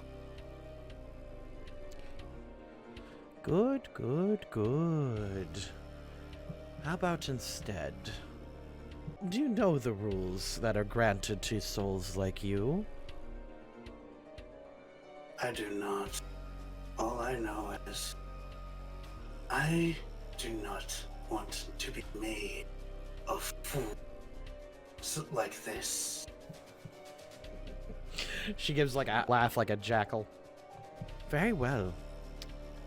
All you need to do, and she puts out a long clawed finger. Step forward. Give yourself to me, and you can go take as much revenge on the world as you want. Well, there's an intermediate point of revenge I will take. Good, good. Step. I suppose you can't. Slither forward. Slither forward, yeah. Slither forward. She will. Alright, you slither forward as your belly is pierced by her claw, and the pain is immeasurable, like nothing you've ever felt. As soon as you step into it, it's like acid and fire damage piercing your womb. You instinctively try to slither back, and she just pushes forward as your entire midriff is impaled, and the pain of doing so causes you to shriek out, and you wake up back in the mortal world. Yay!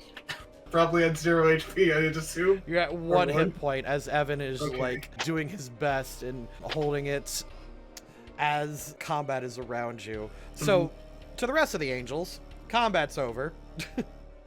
Aw, I was gonna get one more turn though. Hessling planned. Okay, well, I mean, what were you gonna do? What were you gonna do? I mean, I kind of ended combat. He kind of did. I was gonna swift action with this, just so that he saw the wound he inflicted closing up and the blood receding back into Uxio's body to demoralize him even more. Yeah, that'll be what does it, sure. I'm down with that. As that happens, Gordis is like, the place. He snaps his fingers and like finger guns at you. That is just where my brother and I agreed to go when things go tits up. This place. He just wants out. Before Bella lets go, she'll be like, Uxio, do we want to take them in? I'm inclined to think that we might need to. Though, Zerdan is the one who knows of such laws better than I do. Zerdan, as that conversation comes up, you manage to get the door open. Okay, and what do I see in the door? Well, stairs leading upwards. You can't hide forever, Doctor! Yes, I can! I'm not on this floor! I'm not on this floor! I'm not saying, he's not actually upstairs, he's decided to hide under them. He doesn't respond, that's just me being silly. Okay. Would this be a point that Ranrua is allowed to do something? Sure. So, I think as soon as she realizes that she actually is alive, she'll basically try to launch herself upward, effectively, pushing Evan out of the way and onto his ass. Yep. Evan's on his ass. And just with a fury that she has not presented before, flares out her claws, grabs the head of the ghoul, and as she at least attempts to rip it off, says, "I will not have such mockery be made of me." Dunzo, you yank his head clean off. Good. I will keep this and bring it to the sheriff. Oh, good. She's at least back up. And the chief is moving on without us. Let the other two go. We should follow. Yeah, I just want to go. You can do what you want, lady. And ladies. Bella look this guy dead in the eye and be like, next time, no mercy. And she'll let him go. He carefully scoots his way out. He then runs out front, and you notice that his tail has the dagger that he dropped earlier, and he just runs outside. Gortys will also take a step back from Uxio carefully. Does Uxio And leap out a window. Yeah. Does Uxio do anything? Before he runs off, Uxio does want to ask, did any others have the same symptoms? He nervously looks at, like, all of you guys as he's, like, trying to skirt along the table and just, get the f*** out of Dodge. He says, well, you might want to check the basement, lads. No particular reason. I move out of the way so that he can go past us. Or that will do it. Bella goes in the way. I have the Bella's there. Yeah, that. He leaps out the window. That is the end of that combat. Zerdan, you are looking upstairs, and you do not hear anything. But you did just get the tip from the twins. Good to know. I guess. Is there anything up here? 1 second. Oh yeah, there's a whole thing, man. There you go. Zerdan, it might be better for us to investigate the ghoul possibility. As you yell that upstairs. Look, Yeah. We've got whatever Hob was up to, apparently went tits up, and someone needs to be accountable for this. Hob, are you in there? No, it doesn't seem that way. There's another locked door. Oh, mother. Okay. God damn, Go it's ahead, gonna be Bella. goddamn- I think he might want your help. Yeah. Bella will head upstairs to Zerdan. Yeah, this door is like wood, right? No, they're made of iron. Oh. That might take a few another swings. Alright. While you guys are up there, Uxio, what are you doing? Well, given that Ranrua is up and moving, he's actually going to head over and... Oh, wait. Take 4 off of that. It's basically doing a heal check. Gotcha. I've got a bonus added for the sake of tracking and forgot. Alright. Evan looks at Ranrua and he's like, you're alive. I did it!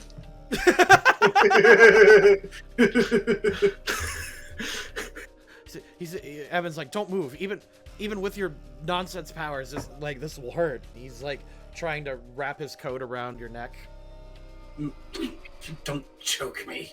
Uxio, as you go over, you start correcting Evan's bad first aid, and you basically stabilize Ranrua between you two. Yay. Okay. She is covered in wounds. She has gotten the shit kicked out of her. She is bloodied, beaten, scratches and bites and gore everywhere. Does she actually have a scar from... She'll probably have That's- lots of scars from this encounter. Yeah. Let's be real. Right, yeah.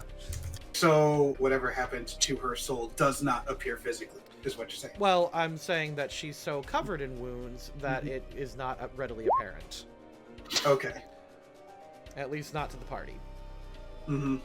Probably with the ghoul's head that she's holding in her hand, she just has that, like the way she's breathing is just that seething anger at it, Yeah, that's fine. and not really having anything to say about it. Heck, you see Ranrua get up and she is covered in wounds. Would you like to attempt to pray to Sarenrae to heal her? No, because I have an idea in mind already. Sure. When we will stop moving about, you're going to reopen the wound that Evan clearly just tried to cover up with his good shirt and take the healing potion that I know you have on you. Without looking towards that, she does take one hand off of the ghoul head and reach into her bag to use the Cure Moderate Wounds potion. Okay, you can recover. 19. So that is good. That's really That good. is, Yeah. yes. That's some good heals. Feeling much better now. Now, Stuart, Yeah.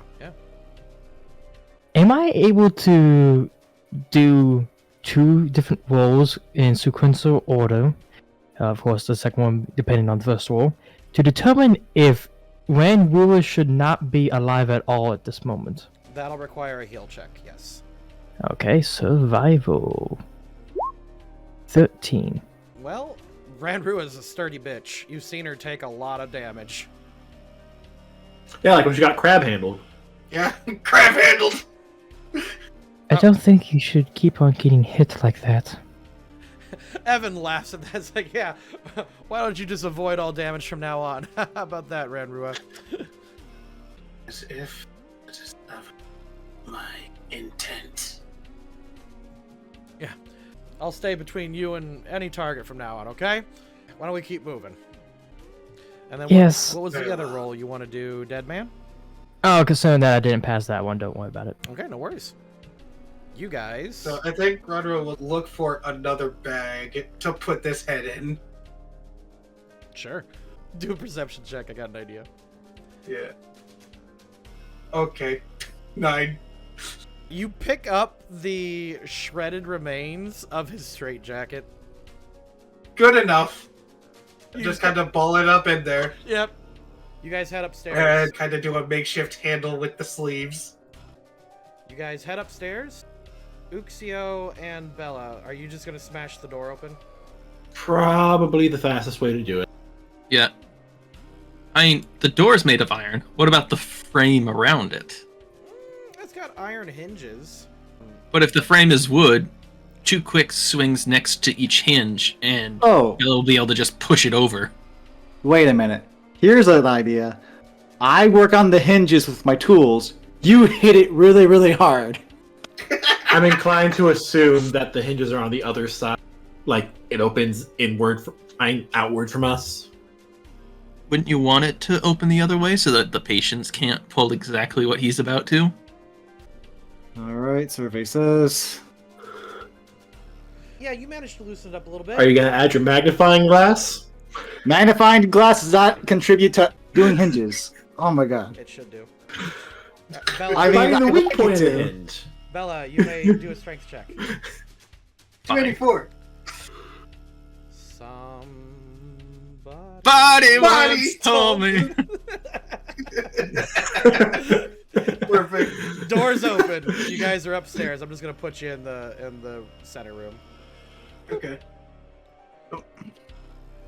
You have entered a patient ward. The walls are wooden walls surrounding you, but there are several iron doors leading into small cells. There are little hinges that you can look inside of, and I'll just go ahead and, again, make this very fast for you. You are not actually opening the door, you can just look inside. Okay. Oh. There's a body.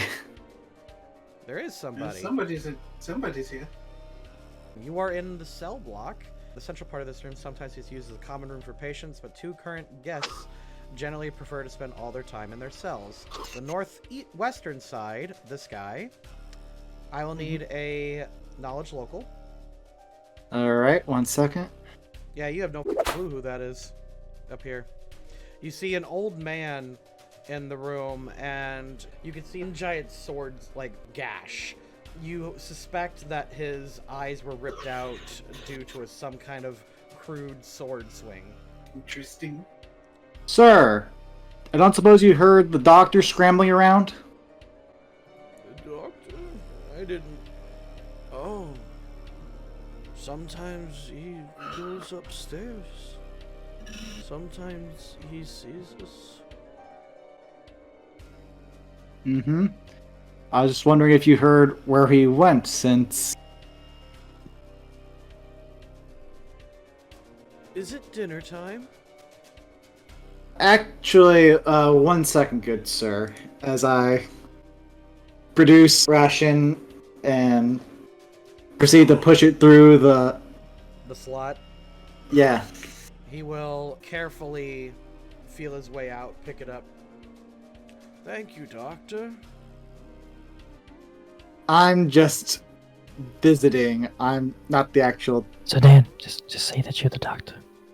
Yes. Anyway, do you happen to know of any of the new visitors that have come by as patients? I haven't seen anything. He takes Oh. a bite and then chuckles. I mean, heard. My apologies. No, I think I don't think you've said that at all. I'm just gonna let you know. Okay. Do a perception check. Well, is a 23 reveal to me how useless the question that I just asked? This guy doesn't know shit, man. I'm just gonna like make that go quick. Otherwise, we're gonna spend 20 minutes on each patient. The other guy is another old man.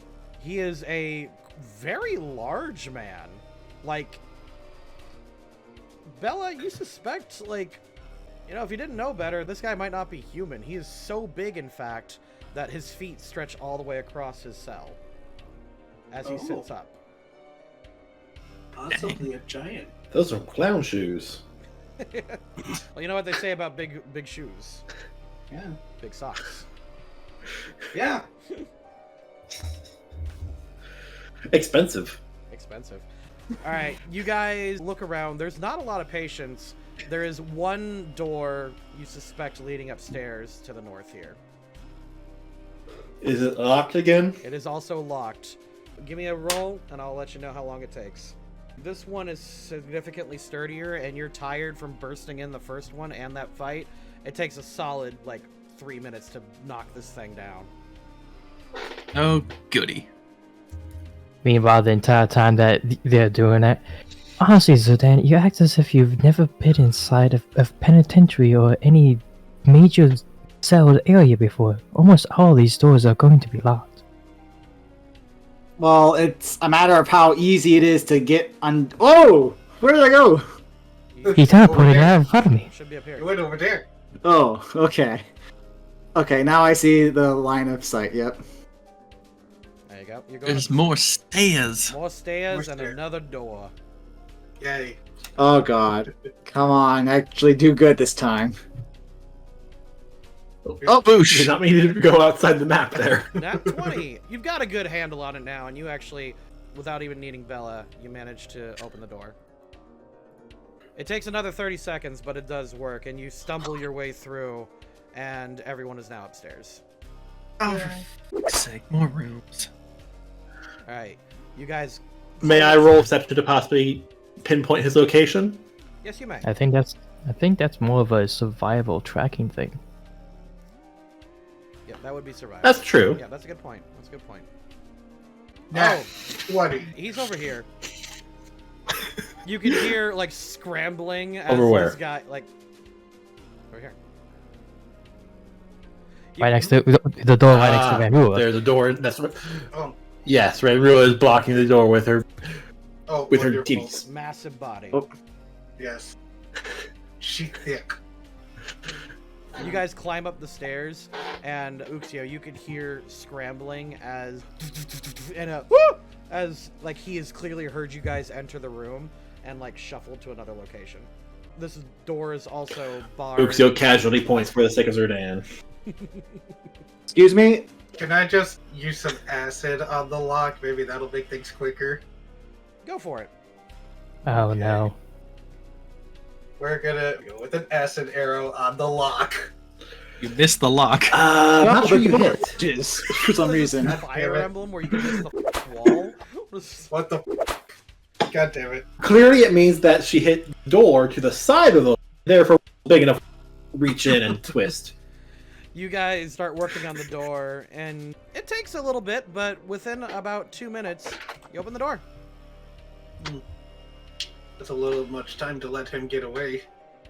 Assuming he can get any further. You step inside. Well, this is going upstairs, so. I see no other doors here. Perception to find him, maybe? Yeah, I'll allow that. All right, so you have entered what is called the examination room. The central feature of this room is a large operating table in which there appears to be many surgeries and examinations done on patients. Cabinet along the north wall is exceptionally well stocked with all manner of obscure and frightening looking surgical tools. You could also do a heal check if you're interested in learning more about those tools. I'll try to roll. Yeah, I can roll survival for that. Man, those are some busy looking tools. Better not mess with those. As you are scrounging around, Zerdan. Hey, I'm about to roll survival as well. Okay. Well, I will say, on the operating table, you can see a large piece of flesh has been left there, and it's clearly from Gray.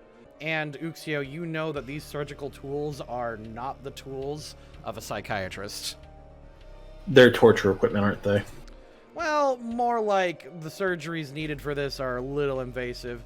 And as you guys are looking around, Zerdan, you pull out your trusty magnifying glass and you look along the ground and see a pair of footprints leading to the spot in the corner, which reveals a panic room.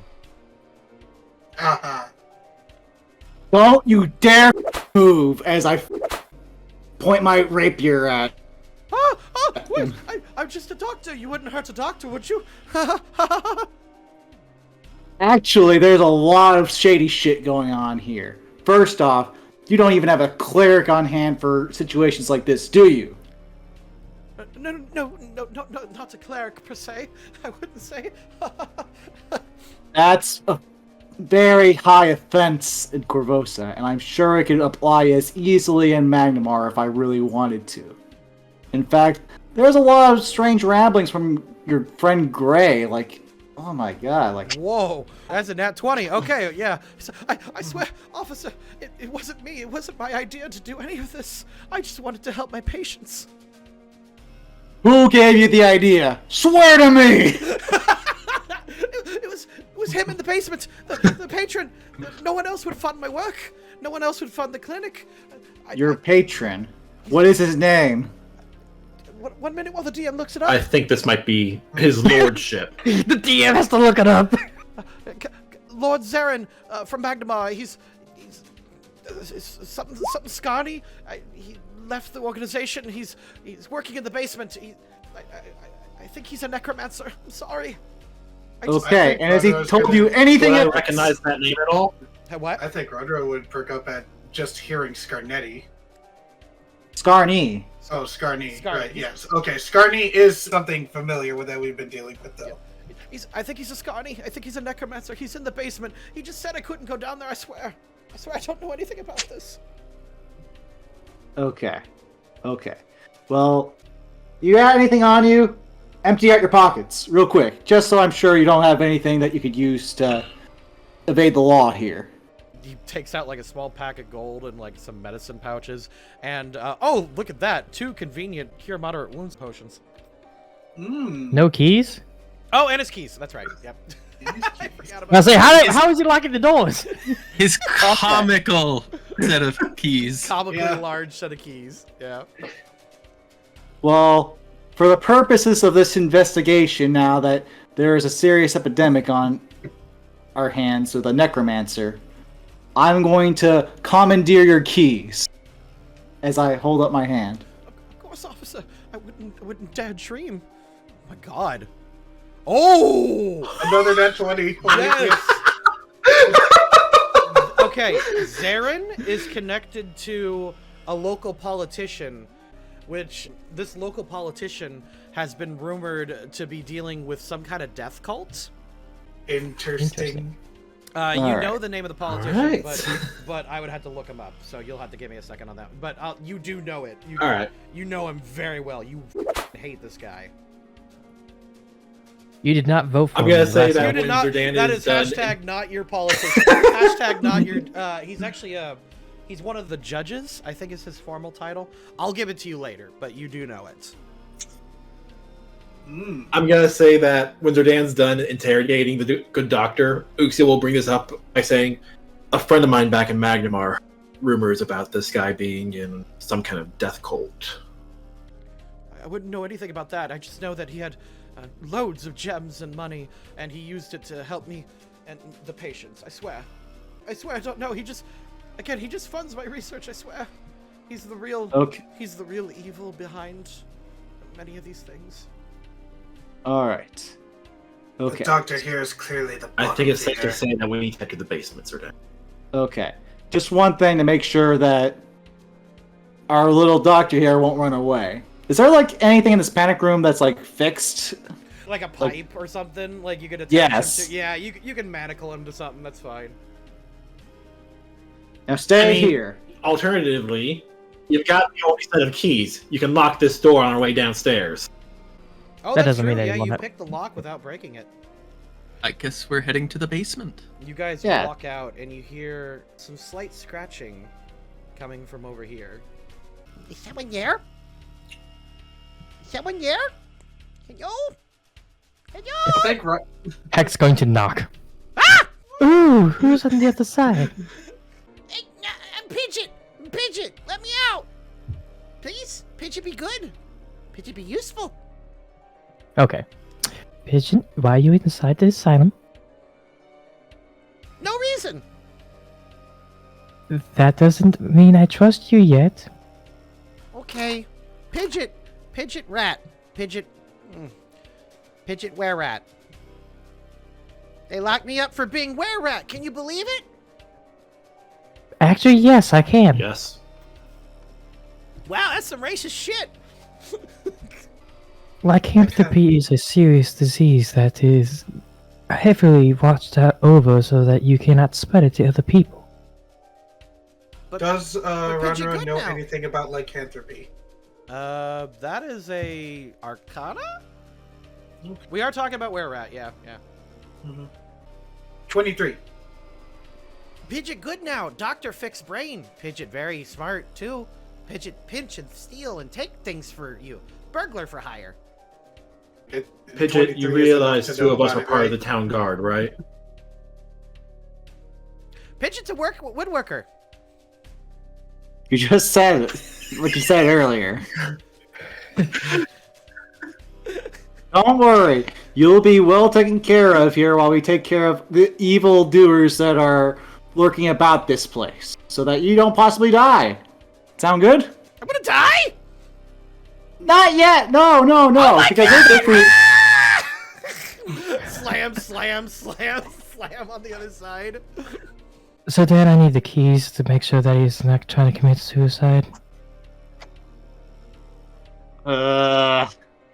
This is a bad idea, as I freaking hand over the keys.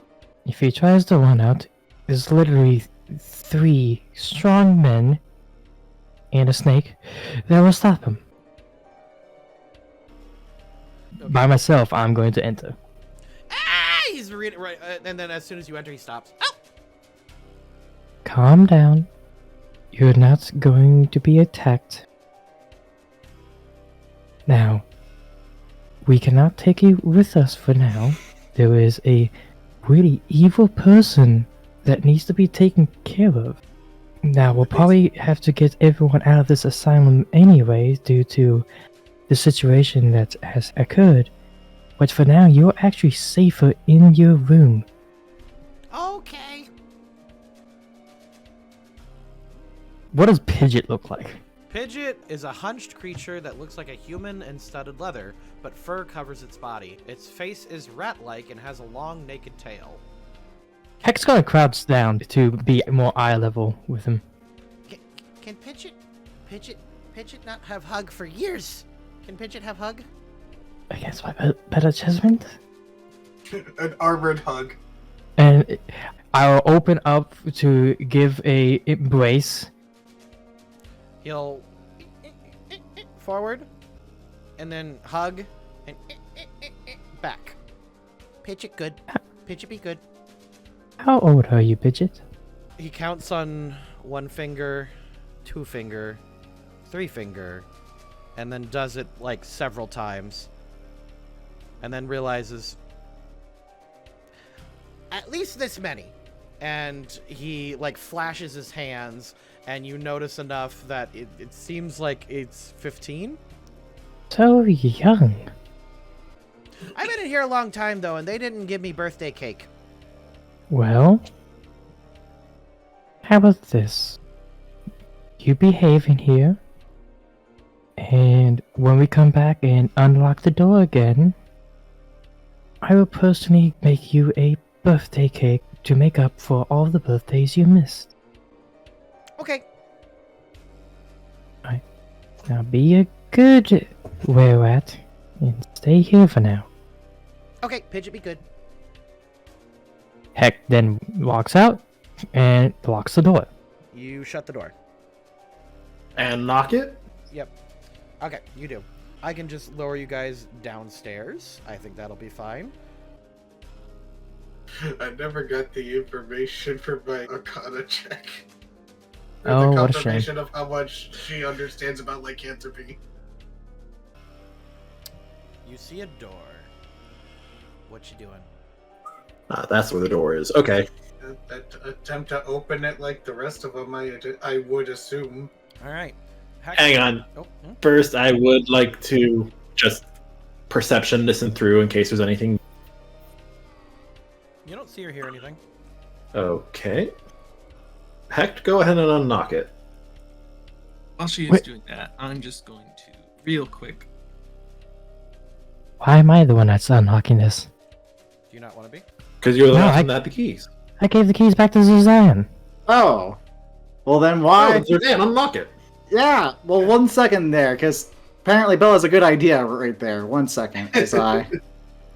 Do the thing!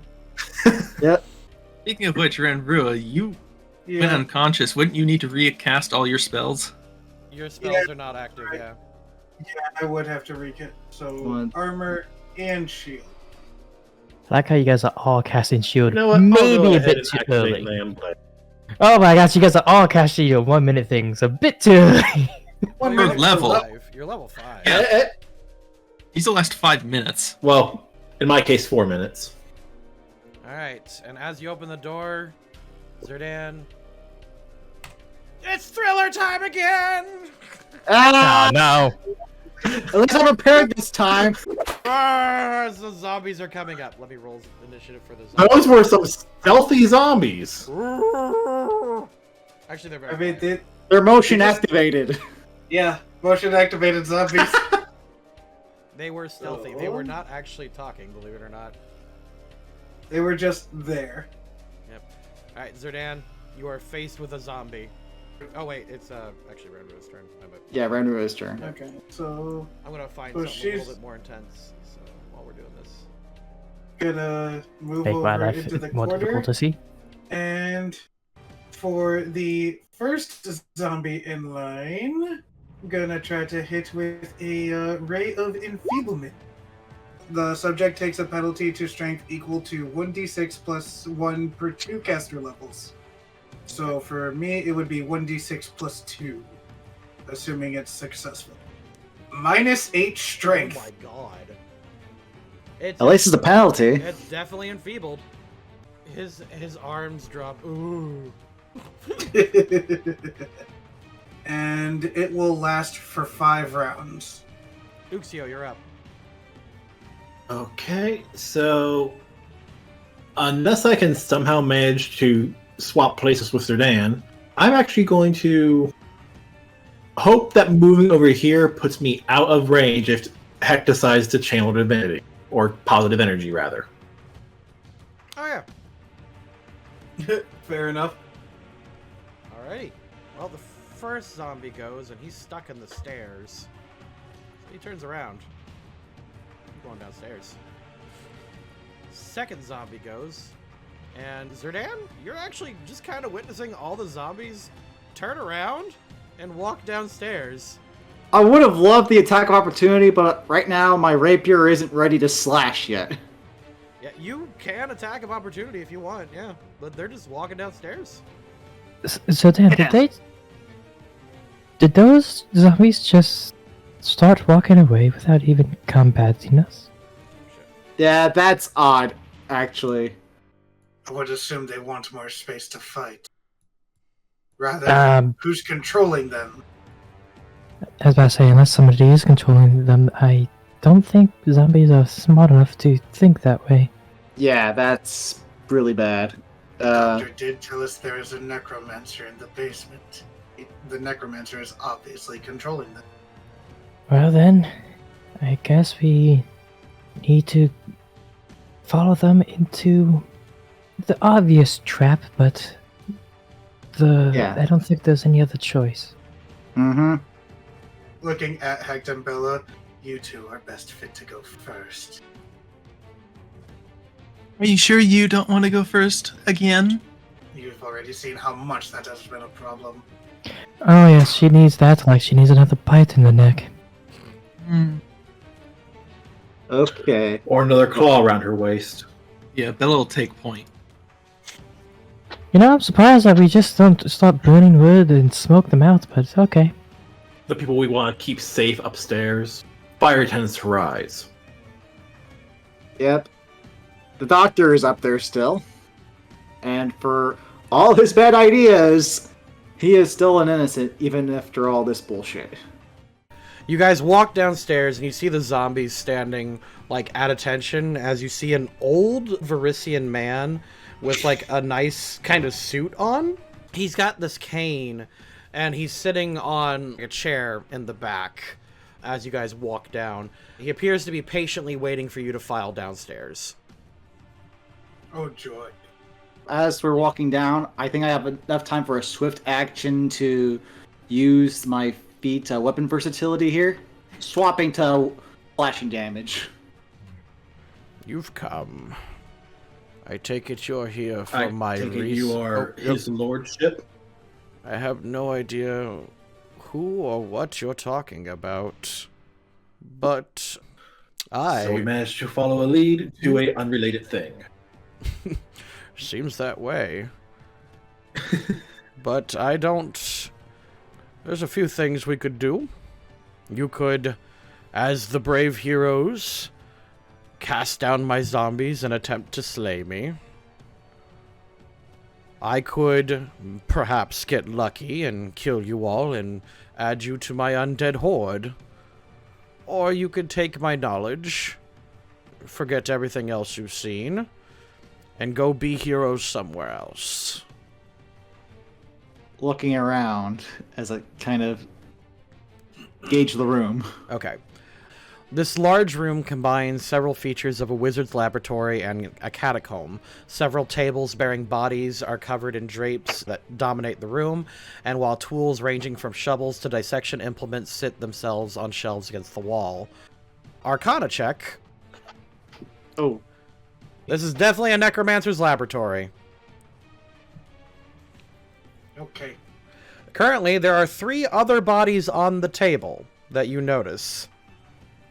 Anything important or distinctive of the bodies? They are seemingly preserved, as if they are completely fresh, although judging by the smell and the various things, you suspect that these bodies have been down here for a while. So he is keeping them fresh with magic. Perhaps ready for a different thing. Are you taking the mentally ill here, killing them and preserving their bodies to turn into your thralls? Nothing so barbaric. No, I'm just an academic. I'm here to learn and perform, you know, as necromancers do. I funded this whole entire clinic as a goodwill towards men, for sure. But if a patient just so happens to die, well, then they go to me. So you are denying what sanctity that plasma gives to the undead by defiling their corpses after they die. Never send a priest to do a scientist's job. You there, officer. I suspect you're the wise one. Which officer is he pointing at? Zerdan, I suspect. Zerdan looks like the academic. Well, tell me, have you heard of anyone called the Lordship around here? No, but a few days ago, he points to a map on the table in front of you. So not very long ago, I've noticed a lot of ghoul activity lately, and it just so happens that the man that you slayed a while ago happened to be bitten. I had the opportunity to witness undeath in real time. His friends, however, well, as you see on the table, didn't make it. Just one question. That ghoul, he was turned over to the asylum of his own free will. I don't suppose there was anything else behind that, was there? Oh, he and his friends came here on their own, screaming of some kind of ghoul attack. They mentioned some guy, and otherwise he became incoherent, and his friends sadly didn't make it, but again, it's fascinating to watch the process occur. You did nothing to assist them, did you? In their time of need. They were dead long before I could have intervened. There's a certain point in the process where necromancers just cannot stop the natural process of undeath. Or unnatural process, I suppose. Again, this establishment does better the people of Sandpoint more than it harms. In fact, it doesn't harm at all. I think you should have gotten a better doctor then, because Dr. Hobb is a bit unhinged. My apologies. None taken. He's seen a lot, and he should be well retired, but his desire to help others is quite noble. I do admire it. It's much like I do as a necromancer. Just, we have different fields of study. And you didn't think it was a good idea to maybe bring on some sort of cleric or something so as to not have an outbreak of undeath here? They don't understand our struggle. I know, but the possibility does remain to where an undead could possibly wrest from your control and kill you. True? Well, maybe with a lesser necromancer, but not someone of mythic persuasion. Mythic power, you say? Yes. While in Magnamar, I came across several different fonts of power, and my former employer just so happened to leave out... Well, it's not important now, is it? Here's what I'll do, officer. I'm going to give you all my notes about the latest ghoul activity. I will also tell you about my previous employer in Magnamar, who's certainly much bigger fish to fry than me. You will go. You will speak nothing of this encounter or me. I will pack up and leave, and I will let the good doctor cure all the madness he wants. I will take up better opportunities elsewhere. Knowledge, history, would that be appropriate for, like, the laws of the land as far as... Oh, yeah. Yeah, no. This is hella illegal. But he just lets you know with no uncertainty that he is a mythic creature, and mythic characters are kind of above certain laws. Like, in terms of divine laws, so to speak.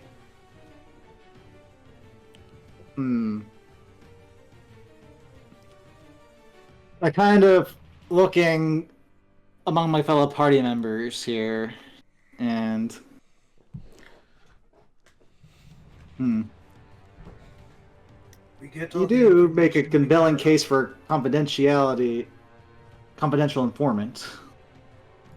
Oh, are we thinking an extended partnership? My head snaps towards Zodan when he says that. Although,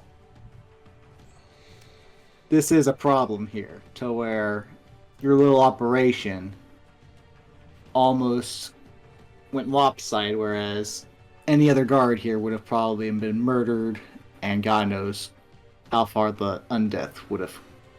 I promise you, I had no idea that our patient would attack your companion. He looks at Ranrua. You have my humblest apologies. You can take whatever treasures I had left behind. I certainly didn't manage to grab them all, but it should help you on your journey. Perception. Sure. Are you doing this as an insight check? Insight check, yeah. Oh, into his... Okay, see if he's bullshitting. Yeah, because for all like- I know, he's freaking doing what we've been dealing with the goblins and just...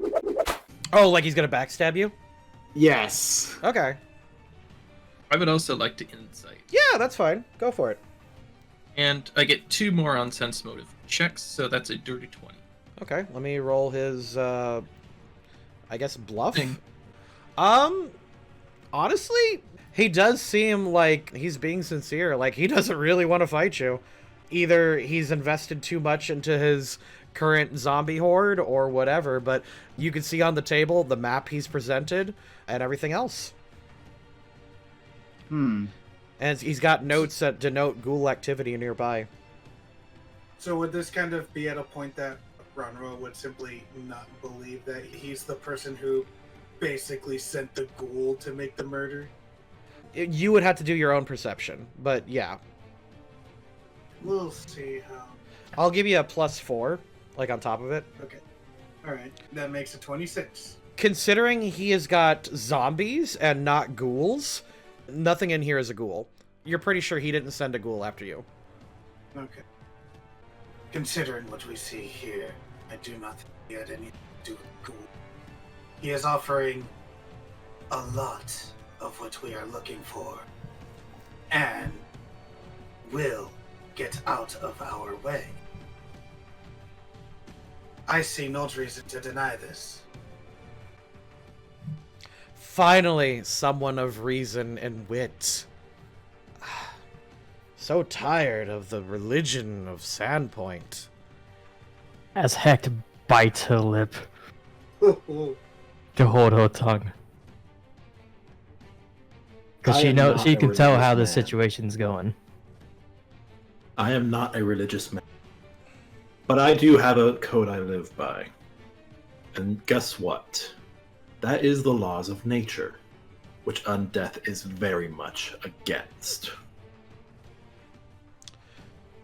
Excuse me, young man, but has anyone died since you've been here? At least one. Technically, yes. We'll return to death, technically, but... That man had no hope, and I learned a great deal watching undeath occur in real time. Did he ramble anything about the lordship or any other keywords that might have piqued your interest? I know exactly what he's talking about. And that information I can give to you immediately. All I ask is that you step aside and let me take my horde with me. Stuart does not want to let him leave. I would assume that Ranrua is basically the only one willing to let him leave. Zerdan's kinda eyeballing it, like, to be honest. Well, I'm kind of like trying to see where the rest of the party stands here before I jump the gun. He didn't kill anyone to make his zombies. Yeah, at the very least, he seems truthful about that. Heck is willing to bite her lip and just let him go if he doesn't allow the horde to go with him. And I will be willing to say that in character too. That sounds like a deal breaker for this guy. I understand your concern, young lady. I truly do. But I am a man of deep history, and I need my bodyguards, and I can't let them go. And even with my newfound powers, it would be very unwise of me to let them go. At least for now. Perhaps, if I could establish a new layer with new servants, I could let them go. Prove your faith to me. Let 2 of them go. Well, who's to say that if I let them go, you don't jump me and slay me? I have no interest in seeing Pharasma's day in court, let me tell you. Heck's going to pull her scimitar with the sleeve still and drop it in front of her. That is the faith that I show you, that I will not attack you. I'm impressed. How about this, young lady? I let 2 go, and I give you my word as a scientist and an academic that I will retire the rest of them as I obtain new servants. As much as I hate agreeing to that, it is probably the best deal for the situation, considering you appear not to be the target that is the greater evil in this situation. I am impressed. Would others give up their arms for me, please? I proceed Uxio's to... not putting away his sword. If only my faith with my arms down, that should be good enough. But now I am unarmed. Well, I'll at least sheathe my blade. But then again, that's just a rapier. It wouldn't even harm your zombies, as I'm sure you would know. Oh, I know more than you think. I know that all of you, sans you, he points at Evan. Oh! I know all of you are quite a lot more powerful than you're letting on. Just having your weapons at your side is dangerous enough. But as a sign of good faith, he snaps his fingers, and one of his zombies collapses. Dang it couldn't be one of the ones in the front. So, what are we doing here, gang? Because we can't be standing here forever. I've shown the faith of the deal that is being proposed and countered with my offering. He so far is agreeing to that offering, so... Alright, fair enough. He is fulfilling an agreement. Dropping the rapier. I'm dropping my rapier, and... if there's any other problem criminals, I hope you would keep me in mind. Of course, officer.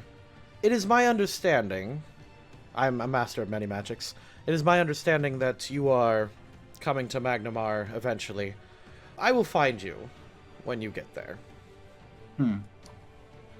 I think you'll find me quite a powerful ally. At least you're cooperative. That's more than we can say for most people we've met outside of Sandpoint. Excellent. I take it we have a deal then. Angels, if you would please place your weapons on the table, and I will shimmy my way around you. It's quite awkward in this tight space. I need a new lab.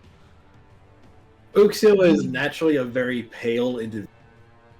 His knuckles are bone white, where his hand is wrapped around the hilt of his weapon. Uxio, I agree. It's a bad idea, but there are plenty worse ideas than this. And Bella will put her axe on the table. I'm going to embedding it into the table in frustration. Evan also takes off his weapons and just kind of throws them on the table. Excellent. As promised, he snaps his fingers. Another zombie drops. He steps around and pulls out an envelope, and he places it on the table. Says, "It seems that one of the guests, or rather, someone from Sandpoint's past has come back and made just a mess of things. Have you heard of the misgivings?" I think almost all of us have at this point. No, not the late unpleasantness. The misgivings. There's a No. difference? Knowledge local, yep. It's not a difficult check for you guys. Hell. I'm going to purposely not accept it. Bella, I'm going to give you a +4 in this because you know what? You worked on a building recently called the Misgivings. What? Oh. It seems that our Lord Foxglove has gotten into a new set of hobbies. And it turns out that he is gathering a new family, and you might want to take care of that very quickly, because otherwise you're going to have more ghouls in Sandpoint and more, well, whatever ghastly ritual he's doing. Anyway, I leave you my treasures. Ta-ta. And he leaves an envelope on the table with a map. As he's passing by Ranrua, she's basically just gonna side-eye him. And you know what will happen upon king enemies of us. Let us not come to that. Oh, don't worry not. I don't intend to make any enemies out of such a dignified group such as yourselves. Farewell. He tips. Hey, he's now got like a top. I think he's got a top hat.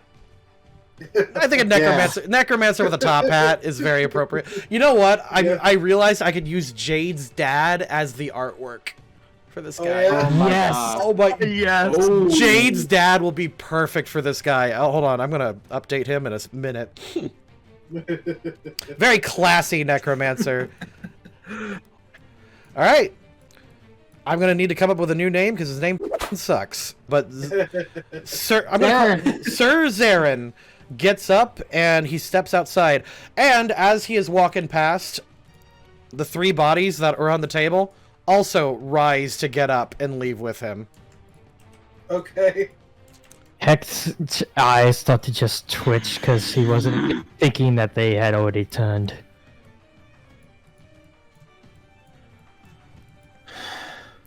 I should have done the summoning. We need to moving now. What, with the map? No. You forget Foxglove. that Bella's friend is now in grave danger. Shit. Grab the shit and let's move. Lord Alden Foxglove. We should have put it together sooner. Congrats! Uh-huh. You did it! That was so cool! Yeah. Alright, I'll give you his treasures too. Yay. He had a wand on the table. Ooh. He left it for you. It's gentle repose. It just preserves bodies, and it's got 17 charges left you can have. And he left behind a note mentioning the Skinsaw cult.